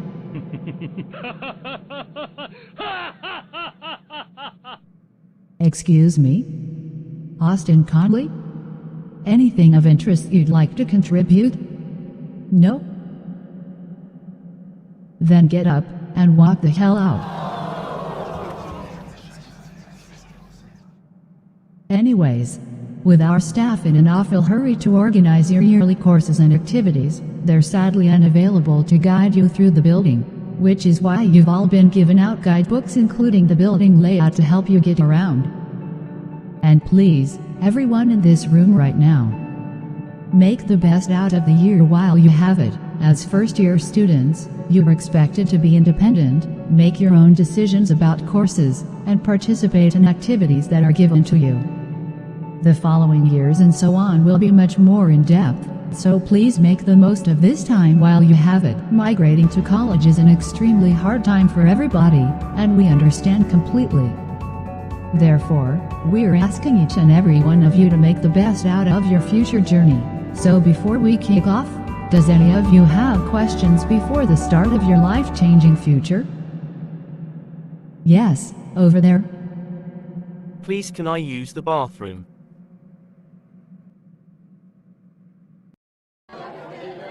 What is this place? Where am I? Where are my lockers? There's always lockers in school. Hello? Excuse me? Mrs. Plotagon? Plotagon. Yes. Listen, do you think you could show me where I'm supposed to be right now? Do you not have your guidebook with you? That's the issue. My timetable's all gibberish. It's bogus. Let me see.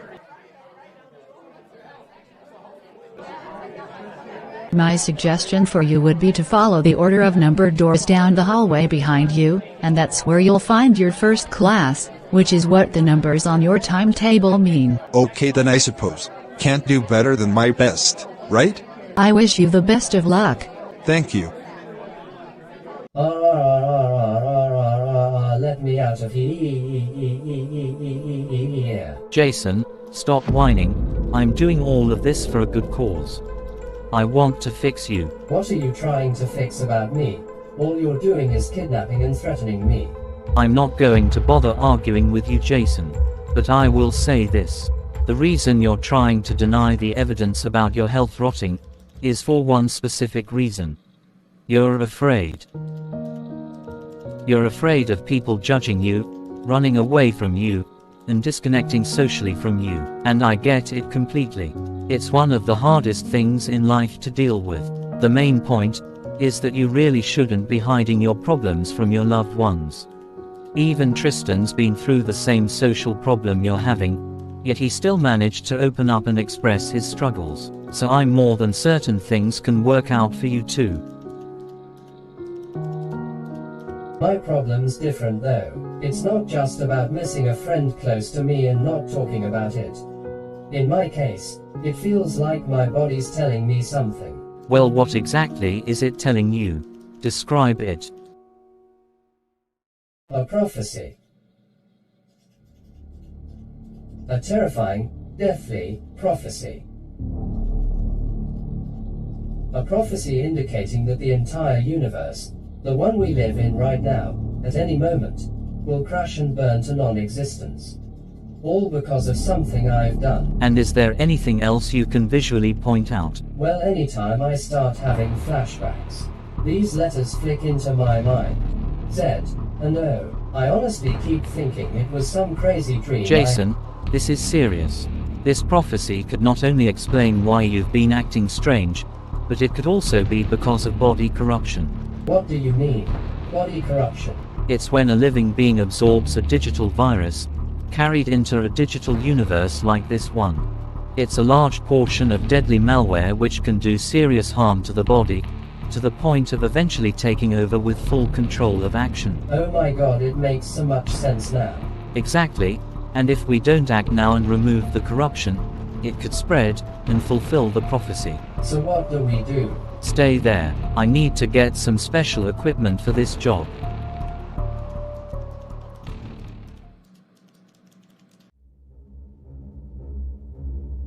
What?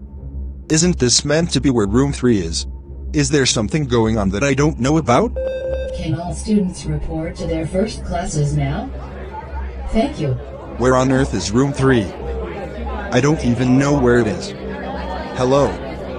Anyone? Where am I supposed to be? Why are there so much rooms? Can Tristan Seery report to room 3 now?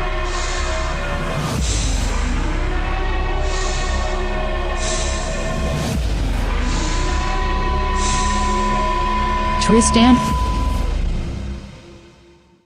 Miss Pikfasha, I can explain. I'm just having a hard time adjusting right now. Tristan. You're not the only one. I'll show you where room 3 is. Follow me.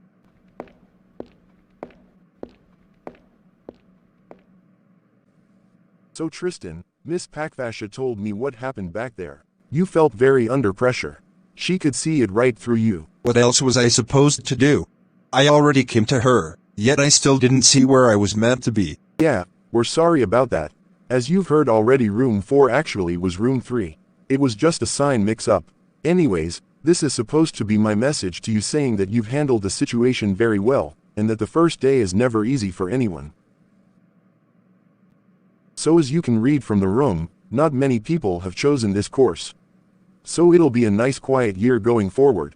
Now everyone, take out your timetables and we'll discuss your courses for the year. Then afterwards we'll look into the basics of therapy and emotional studies.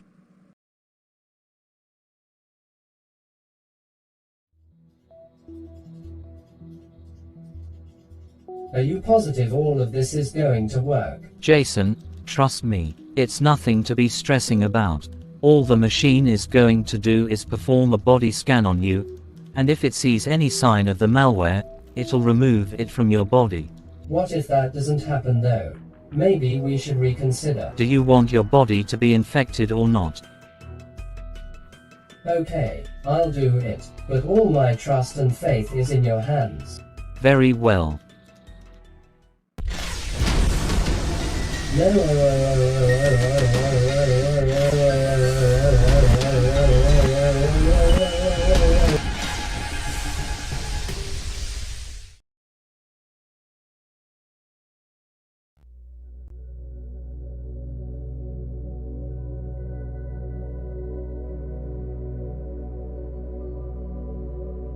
What is this place? Looks really huge. Kinda beautiful as well, if I'm being honest. Oh my god, it's Tristan. Tristan, I'm so glad you're here. I thought I was stuck here alone. Tristan, what happened to you? Why is your hair turning gray? Why do you have a beard? I can't believe you, Jason. You're sick. Just sick. I can't look at you the same anymore. What the hell are you even saying, Tristan? I've done nothing to you. Nothing to me. But you totally infected my family.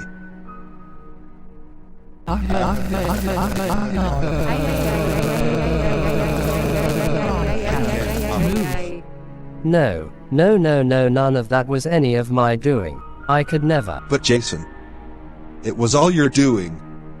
You're just a monster now. Tristan, that's literally baloney. You know me. I care for you, your family, everyone. You honestly need to fix yourself, Jason. This isn't you. What are you doing to me? Tristan, I'm not doing anything.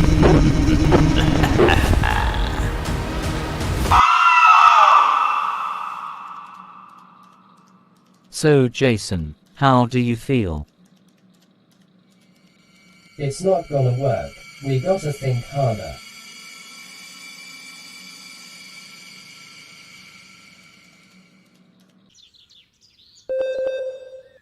Wow! The day's over already? Are you not going home? Oh no, I am. But before I do, I thought I'd give you a little something. Oh no, really? You don't have to give me anything. How do you afford stuff like this? It's my gift for you, Tristan. Because of how well you handled the first day. And also because you're genuinely a nice, thoughtful, positive influence to everyone around you. You know, I think I'll have great fun here. Doesn't seem so bad once you adjust to it. Thanks a million for the card. Mister? Oh, that's right. I totally forgot to tell you all my name. My name is Mr. Terry. If I'd remembered to introduce myself sooner, I would. Anyways, it was a pleasure meeting you, Tristan. And it was a pleasure meeting you too, Mr. Terry.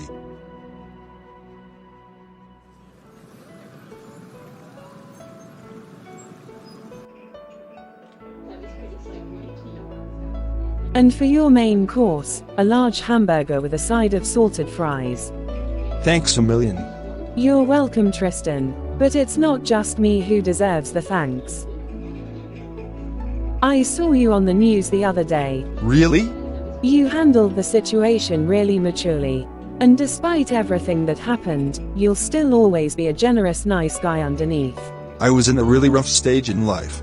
But I'm finally ready to start fresh again. That's what I like to hear. Now, enjoy.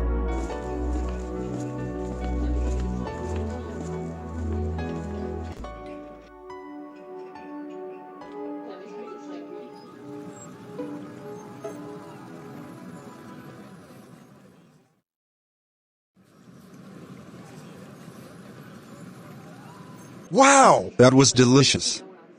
I'm completely full now. You know, I never questioned it before, but how did Jason come back to life after being deleted all those years ago? Did someone revive him? Was he never truly gone? How did he even survive?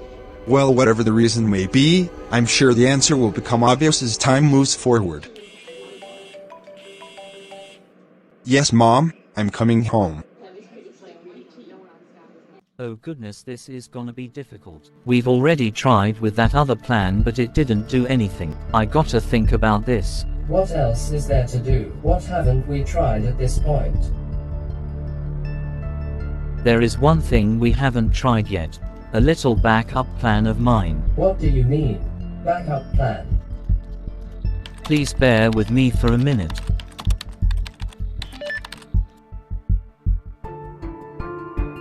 No, I'm not getting deleted again.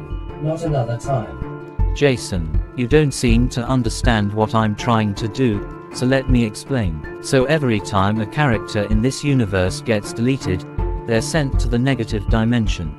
You know that, right? Ah, yeah, obviously. So if that's the case, then it seems as though the only way you can stop the corruption is to go to the negative dimension and go face to face with Marco. How do you know about Marco? I had to do loads of research regarding this infection, Jason. And when I got around to doing so, I found some files of information about your dad's history. And from what I've gathered, the infection doesn't seem to be originating from you, but from Marco, your father. So if I could delete you and send you to the negative dimension to meet up with Marco, then maybe you could find out how he's gotten infected to begin with. It's completely your choice though. What do you say? If this whole plan means I can finally put an end to all of this, then count me in.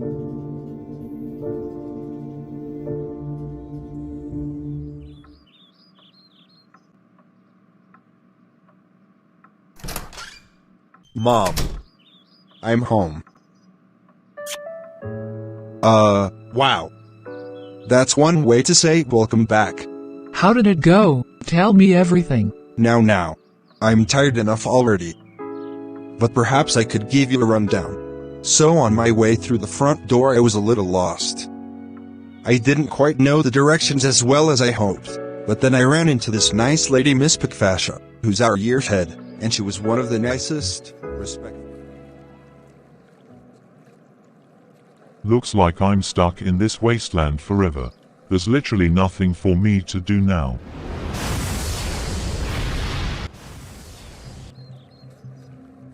Dad, it's you. Finally, Jason, my ultimate target.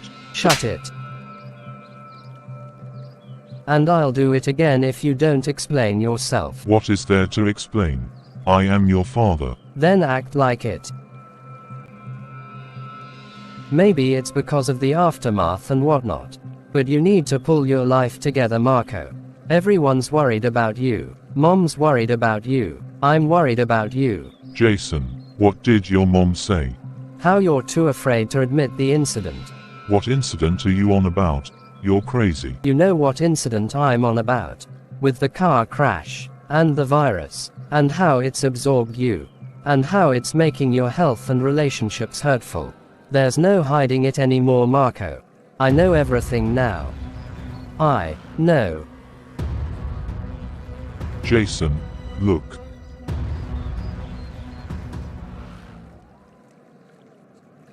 I just want to be happy. I don't want to be doing any of this either. But the virus is persuading me to make these dangerous decisions.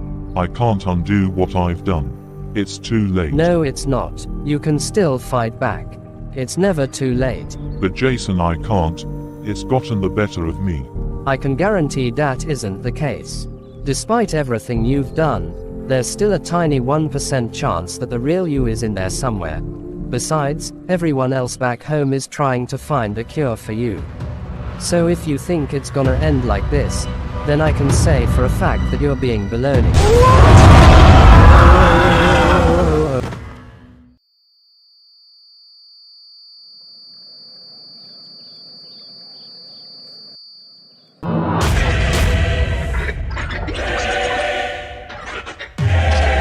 You wanna find a cure for me? Then fight me to the death. You don't have any idea what you're getting yourself into.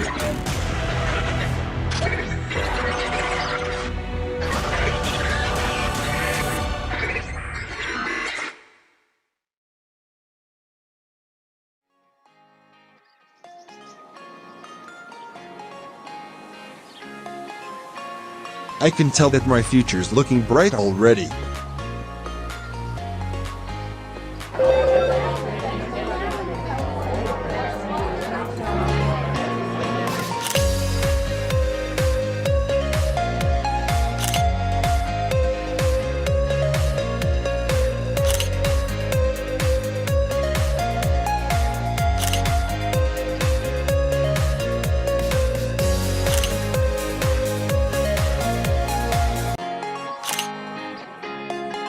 You know, I don't think I've ever had better days in school than right here.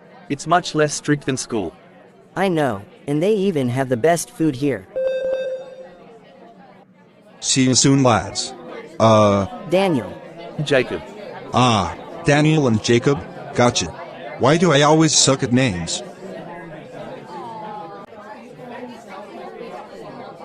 Good morning, everyone. My name is Ms. Mercedes, and I'll be your instructor for your driving course.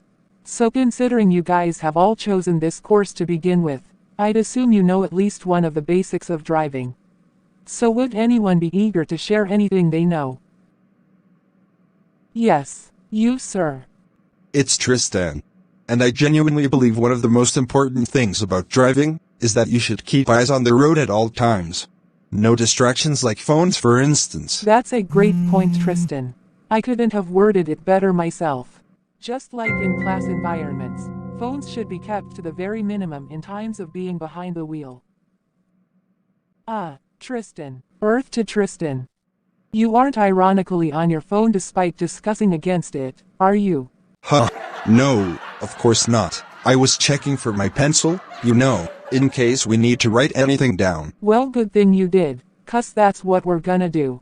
Now everybody, write down a brainstorm of all the knowledge you have about driving, then we can share together as a group after. Something must be seriously wrong.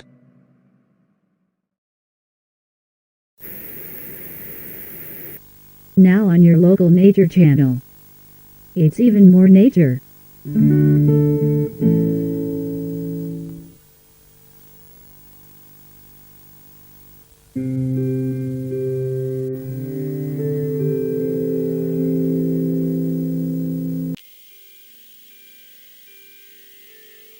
Elena, do we really have to watch this? What do you mean? Do you not like it? No, not at all. It's just, kinda boring. Have either of you seen Jason? Wasn't he with you? No, he wasn't. He just said he was going to bed days ago, and I haven't seen him since. Gonzalo, have you seen Jason around lately? Can't say I've seen him, but I could have sworn I heard a lot of screaming coming from the moon's computer room. Maybe we should check there.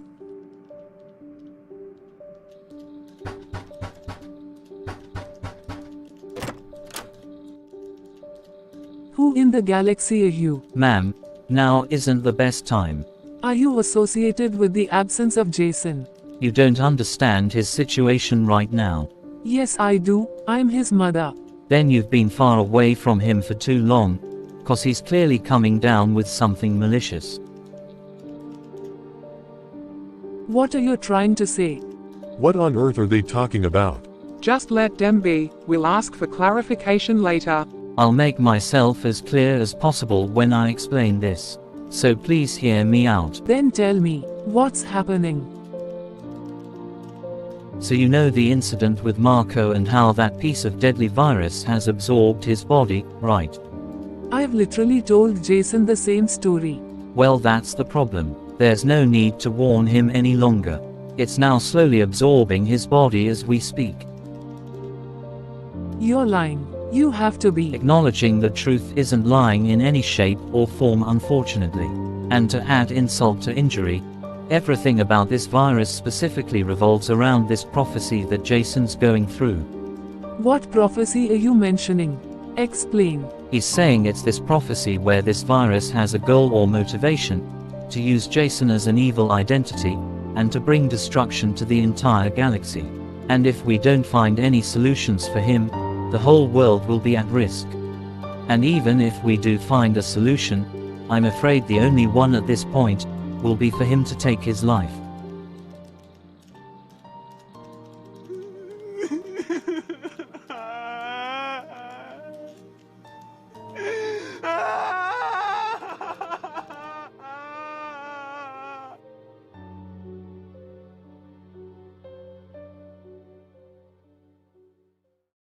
From serious injuries to distracting other drivers. These are all the things I know about the safety of driving.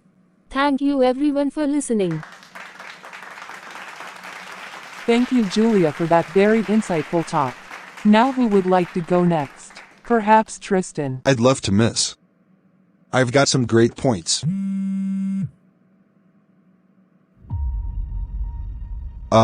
Miss, please can I be excused? This is urgent. I don't know if I'll be back. If it's that important, then go immediately. If you're in tomorrow, then please share your points. Is anyone else willing to come up and share what they know?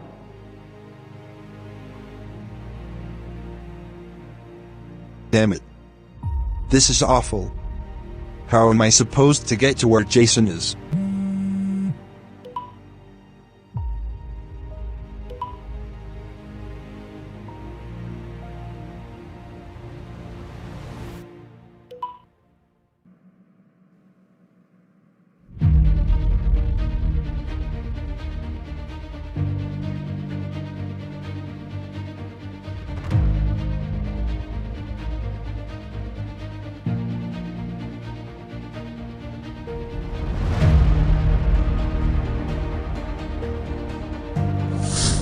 I can't believe my little boy graduated secondary school so quickly. I remember when we were small enough to fit in my hands.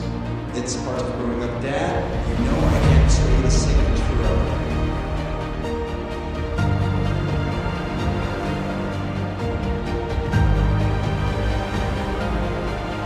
Well, here goes nothing.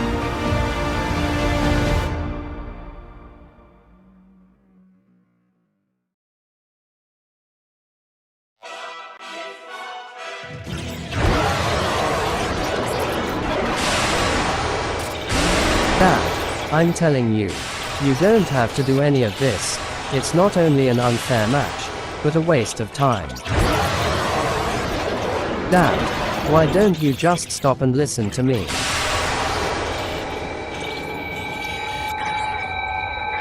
I don't feel so good. Maybe I should just admit defeat.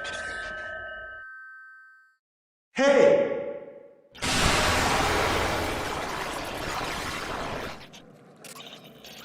Threaten my best pal again, and I will end your life. Tristan, I knew you'd come rescue me, buddy. No problem, Jason. Anything for you, pal. So, this must be the negative dimension, huh? Totally looks like a safe and quiet place, doesn't it? Pretty strong sarcasm if you ask me. Anyways, I'm over the roof to find out you were never actually dead, just lost. And if I was being unnecessarily emotional all because of the whole misconception, please know that I didn't mean to act like I did. Tristan, it's fine.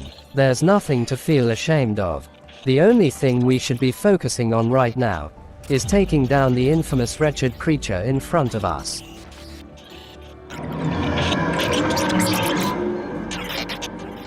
Think about it, Tristan. Once we destroy Marco once and for all, that'll be the end of it.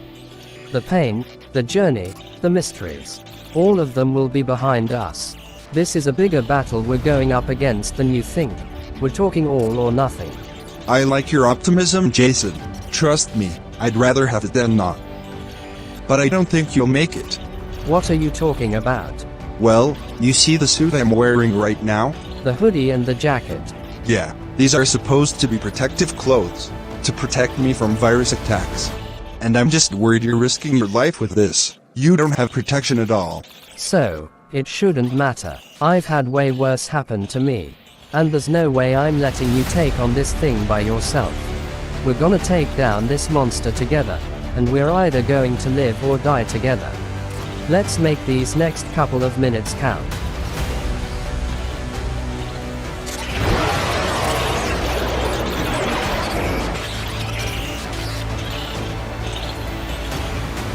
Let's do it.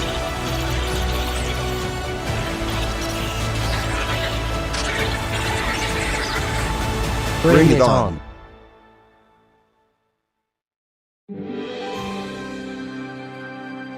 I still can't believe it, Eddie. Our third child's already an adult. He's all grown up. If only he was a young boy again. I remember when he used to go crazy watching DVDs of Polar Bear in the Big Cold Igloo. Are they still making episodes of that? How much seasons does it have now? 16? Why should we care? The kids love it. Who's calling me?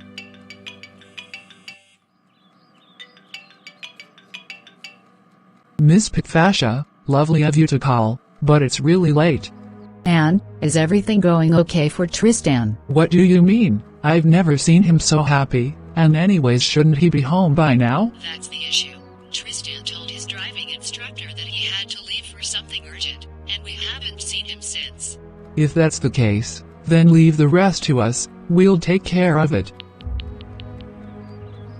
Eddie, get the children. We're going on, yet again, another Seery family adventure. What's gonna happen to my Jason? Will he be okay? Is he actually gonna die? You need to trust me, Lara. Jason is not going to die.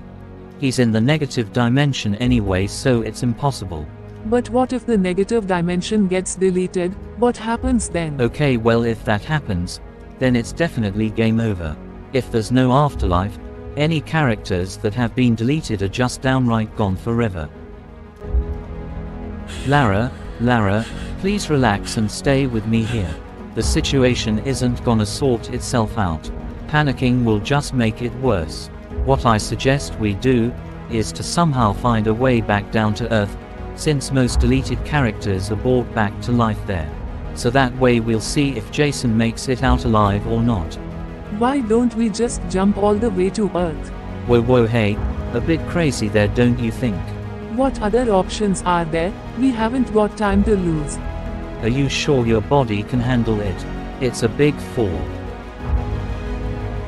Anything for my son.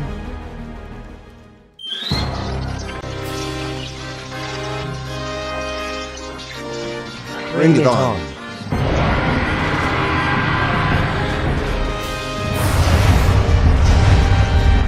Ha! You think that's gonna stop me? Think again. Tristan, how did you get those magic powers? I am wearing protection, so I can use the virus to my own advantage. All that said, I strongly advise you get out of here, Jason. You're not safe here at all. Tristan, I just told you. I don't need protection. I'll be safe no matter what.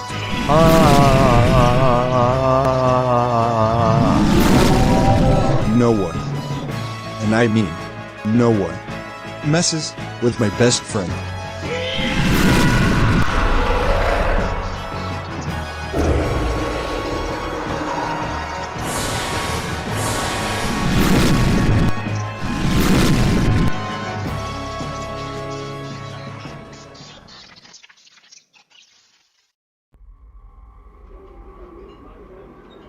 Oh, for God's sake. Right, this is the last straw. I've finally had it with you. Well, Jason, episode 20, we've really made it. Ha. Shut up, for Christ's sake. Stop getting on my last nerves and let me live. But Jason, said, and oh, the prophecy will be fulfilled today. That does it. Well, what are you waiting for? Why aren't you attacking? That's the point. You can go full force on me all you want, but the truth is, you'll still be beaten in the end. As refusing as you are to accept it, you still can't prevent your destiny from happening. But what about my family? What about my friends? What about Tristan? The only reason you still have him by your side is because of how you kept covering up who you really are. I mean, think about it. Jason, are you okay? I don't know. What's the matter? I just feel nervous. Are you sure, Jason? You look like you're hiding something. Accept it or not, but nothing you do is gonna make a difference. You can't run from your destiny. You can't run from your destiny. You can't run from your destiny. You can't run from your destiny. You can't run from your destiny. You can't run from your destiny. You can't run from your destiny. You can't run from your destiny. You can't run from your destiny. You can't run from your destiny. You can't run from your destiny. You can't run from your destiny. Jason? Jason. Snap out of it. Don't scare me like that. Sorry, Tristan. I'm just not feeling like myself today. Then what's the problem? I feel like I should tell you something, but I'm too afraid to say it.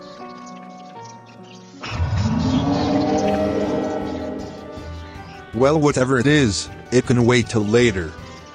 We have a job to finish. You're right. Let's finally end all of this.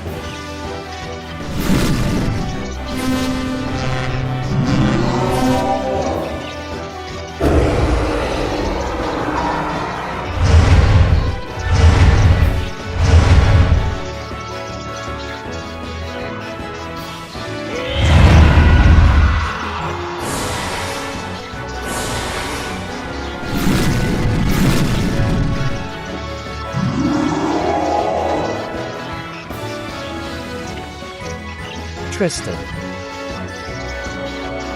We should try something. Are you thinking what I'm thinking? Let's do it.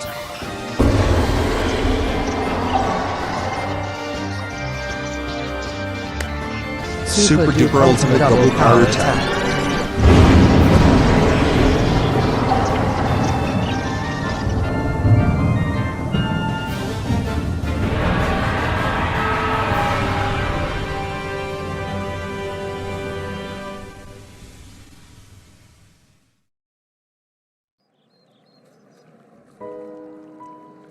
Tristan, Marco's gone. That means... That's right.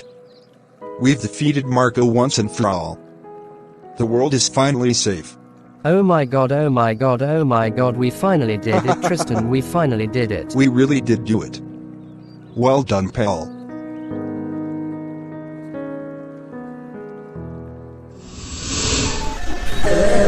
What's going on? What's that? What do you mean not nearly working support? Right, all right, keep the power up.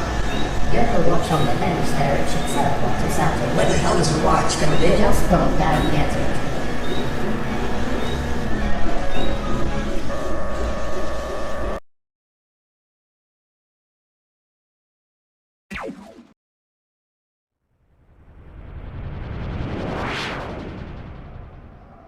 Oh my god.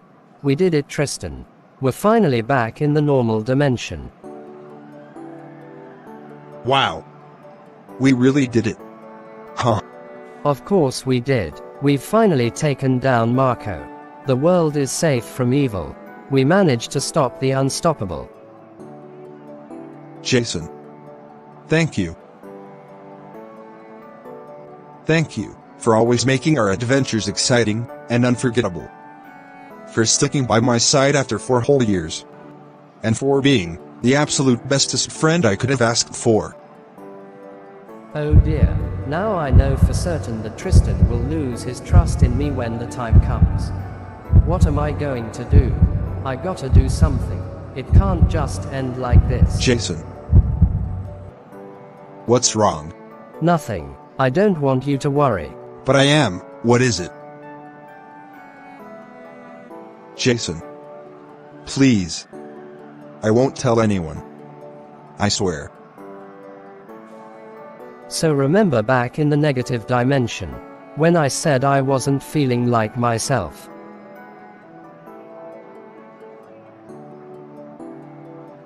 I kept this secret away from you for a long time, but I think now is the time to reveal what's been really happening. You see, I just found out that my health has been rotting because of body corruption.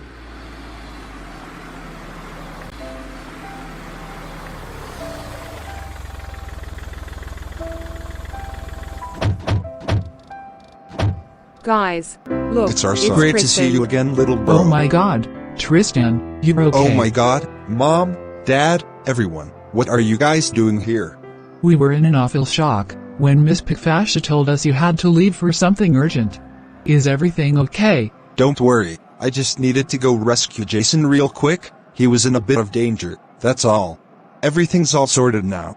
No, Mrs. Seery. Everything is not sorted.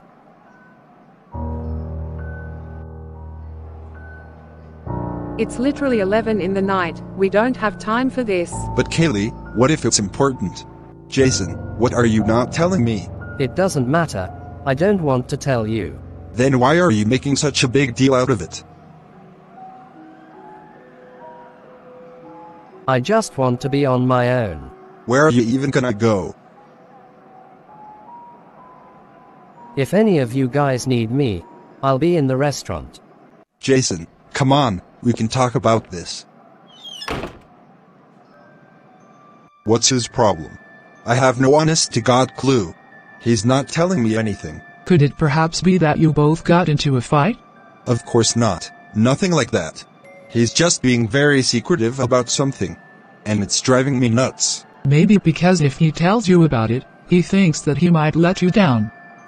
He's trying to hide it to avoid hurting you. What the hell is he trying to hide that could hurt me? We already know plenty of things about one another. And anyways, what else about Jason do I not know about?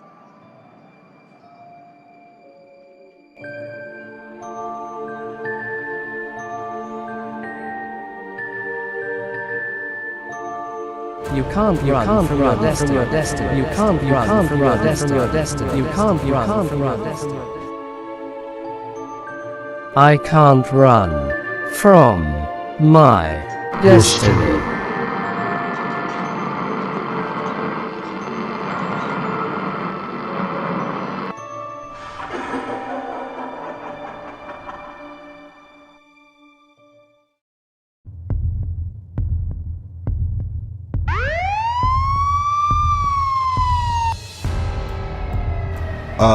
What's that noise? Why do I hear sirens? Oh God. It better not have anything to do with us. There he is, the one I'm looking for. Huh. I think you got the wrong guy. Surrender right now and don't move. What's wrong with you?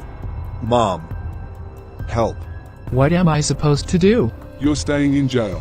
For a long, long time. What am I being arrested for? Don't act like you don't know. You're the person who shot a celebrity at the cafe in town. Everyone's heard about it. And you know what they also heard about? My worldwide apology for my actions. And how I regretted what I did. And my promise to visit the cafe more often to honor him. Something you obviously have no clue about, since you keep jumping to conclusions. That's no excuse. It's a serious crime, and it should be taken as such. Now come with me to the car. We're taking you in. No, please. You can't do this to me. Mom. Dad. Help me.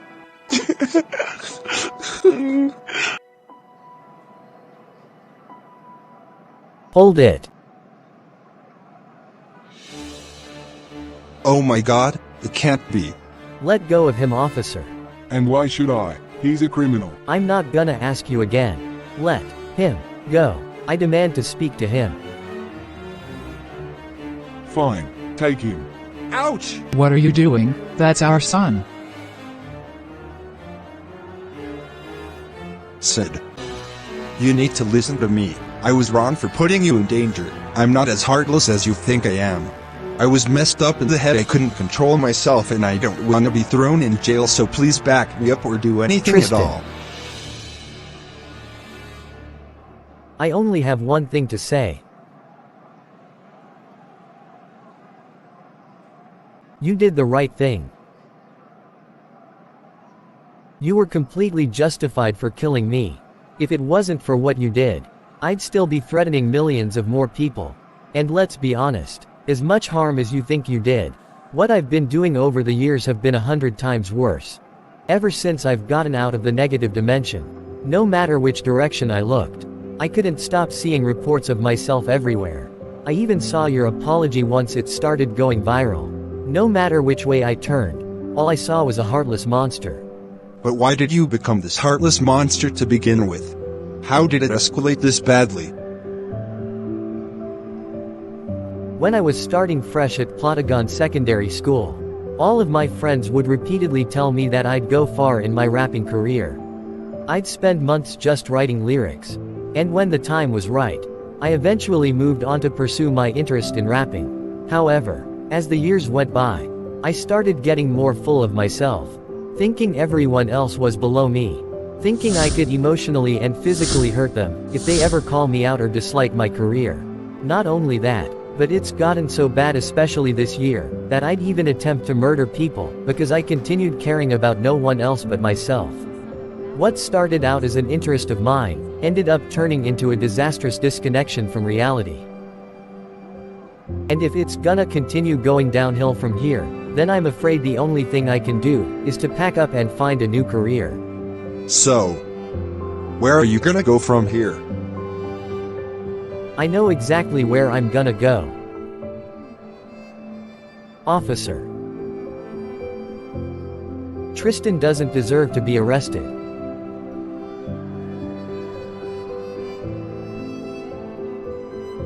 It's me. I deserve to be arrested. The music industry is better off without me. Come on, Sid. There has to be another way to fix you. That's the thing. I think jail is the only thing that can fix me. Are you sure you want to go with this? You don't even know how long they'll keep you in. I have to do this, Tristan.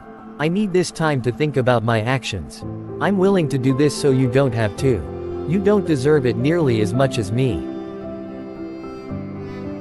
Thanks for taking my punishment for me. And thanks for protecting everyone else from me. Right, you're coming with me.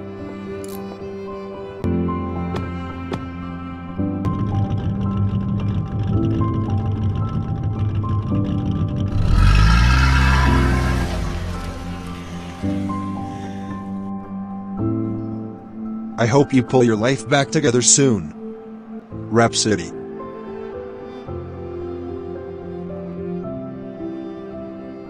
Tristan. I have no words. Honestly. Me neither. I'm speechless. We love you so much, son. We can't imagine a world with you in jail. You mean way too much to us. Thanks, Dad. Getting off the hook with stuff like this is never easy, but I pulled it off. I can't believe it. Our brother is safe. I know, he's so tough and brave. Ah, thanks guys. You all mean the world to me. Well, I guess this is it. The end of the adventures of Plotagon. Marco is finally no more, Sid has gone to jail, and we're all safe. You know, now that I think about it, we won't be able to live these exciting adventures again. It's crazy how fast they've all happened. That's true, but you know what's also true? We'll keep living life to the fullest while we have it, and we'll still go on many more adventures, even if they're off-screen. Come on everyone, let's celebrate by ordering a takeaway on the way home. Anyone know what they're getting? They gotta have chips. They're nothing without chips. I really hope they have and pizza. Make the chips I'm starving for it. Just as long as it's a high bag. Even cooler if they So, have ketchup dip to go along with it. You may think that everything's over now, right? Well, you'd be wrong. Ah, my Oof, ankle. ow. Oh, why do my ankles hurt so badly? I told you, jumping off the moon wasn't the best idea. Come on, right in the middle of our celebration? What are you guys even doing here so late? It's Jason. We're looking for him. We want to know if he's safe. Ah, Jason. Maybe you shouldn't bother him. Don't get me wrong, he's safe, he's here, but you should probably leave him alone. He's acting a bit out of the ordinary. Fine, I'll talk to him. Doctor, I'm serious. I'm a doctor, I know what I'm doing. If there's anyone in this building who goes by the name Jason Zone, then I would kindly like to speak to them. This better be quick. I just wanna be alone. I'm afraid it can't be quick, Jason. You need to slow down and start talking. I literally am talking. What are you Jason, on about? let the doctor do his job. Now, Jason, I want you to be as honest as possible when I ask this. How do you currently feel? I feel fine. I've been asked this literally thousands of times. But how do you actually feel? Be honest. Not my best. I feel sorta dizzy in a way. A little warmer too. Okay, and do you think the infection has gotten better or worse? What infection?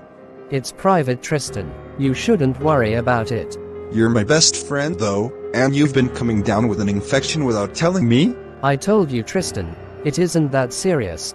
I don't want you to be worrying. But you're my best friend. Of course I'm worried. Okay guys, I think this has gotten a bit out of hand. What do you suggest we do then? We've already tried everything we could. And even if there was another plan, I'm not sure any of us would think of one under such pressure. I'm not going to die from this. Am I? Come on, Doctor. Jason's just being dramatic, right? He'll just end up in the negative dimension if he dies. That's another issue. The negative dimension can also be deleted.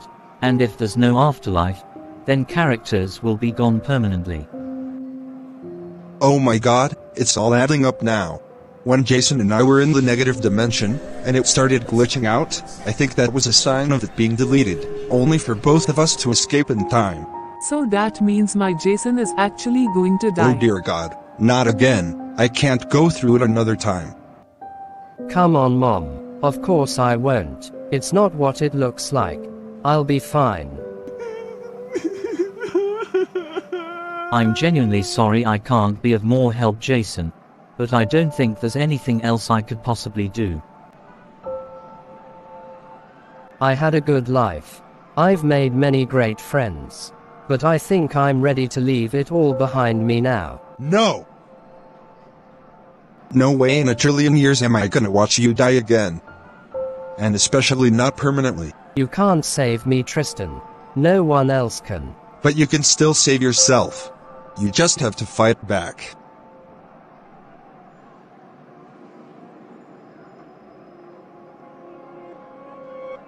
Jason, pal.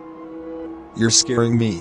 Guys, I just get the feeling that it's too dangerous here. We better leave. I agree with Dad. I don't feel safe here. Come on, Tristan. There's no saving Jason at this point. Don't interrupt us. We're not done yet.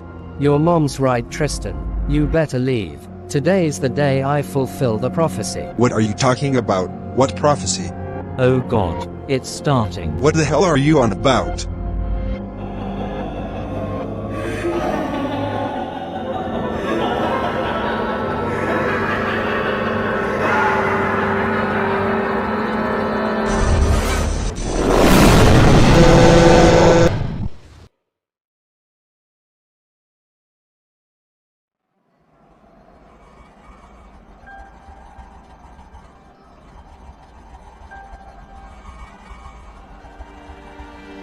Jason. What is this? I have finally achieved unlimited power. That's what this is. Tristan, just get in the car. This doesn't have to get any worse. Is this what you've been hiding from me all this time? Of course it is. And the fact that you thought I was actually your friend makes this whole thing even funnier. So you just pretended to be my friend? You backstabbing lying son of a bitch. Ouch!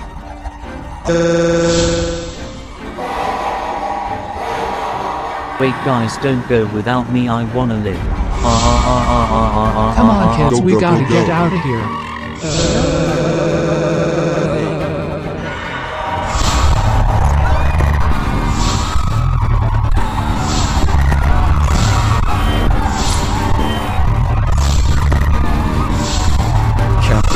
Save yourself. Jason, stop this at once.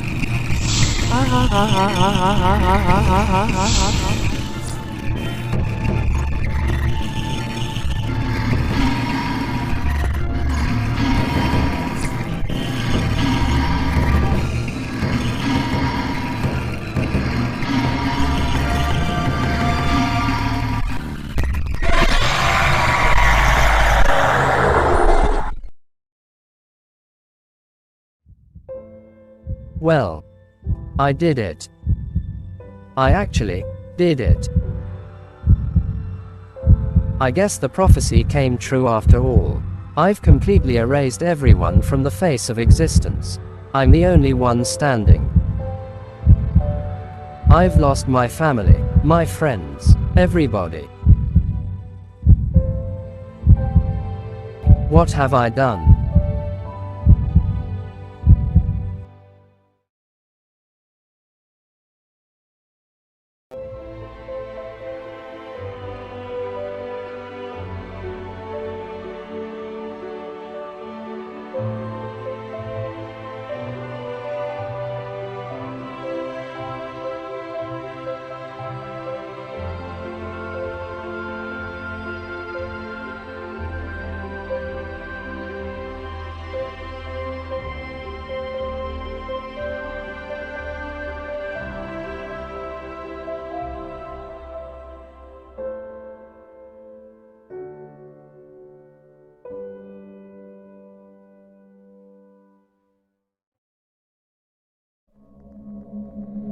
Tristan?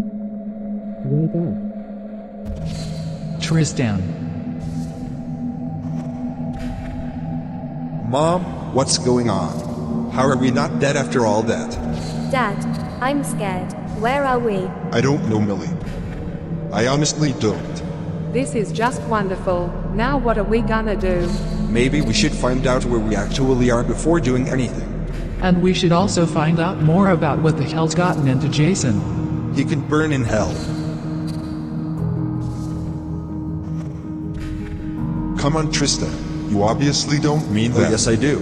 I'm honestly disgusted with myself, crying and missing him all those months ago, when in the end, it never even mattered. We're getting out of whatever the hell this place is, and when we do, I'm not gonna miss that sorry excuse of a friend.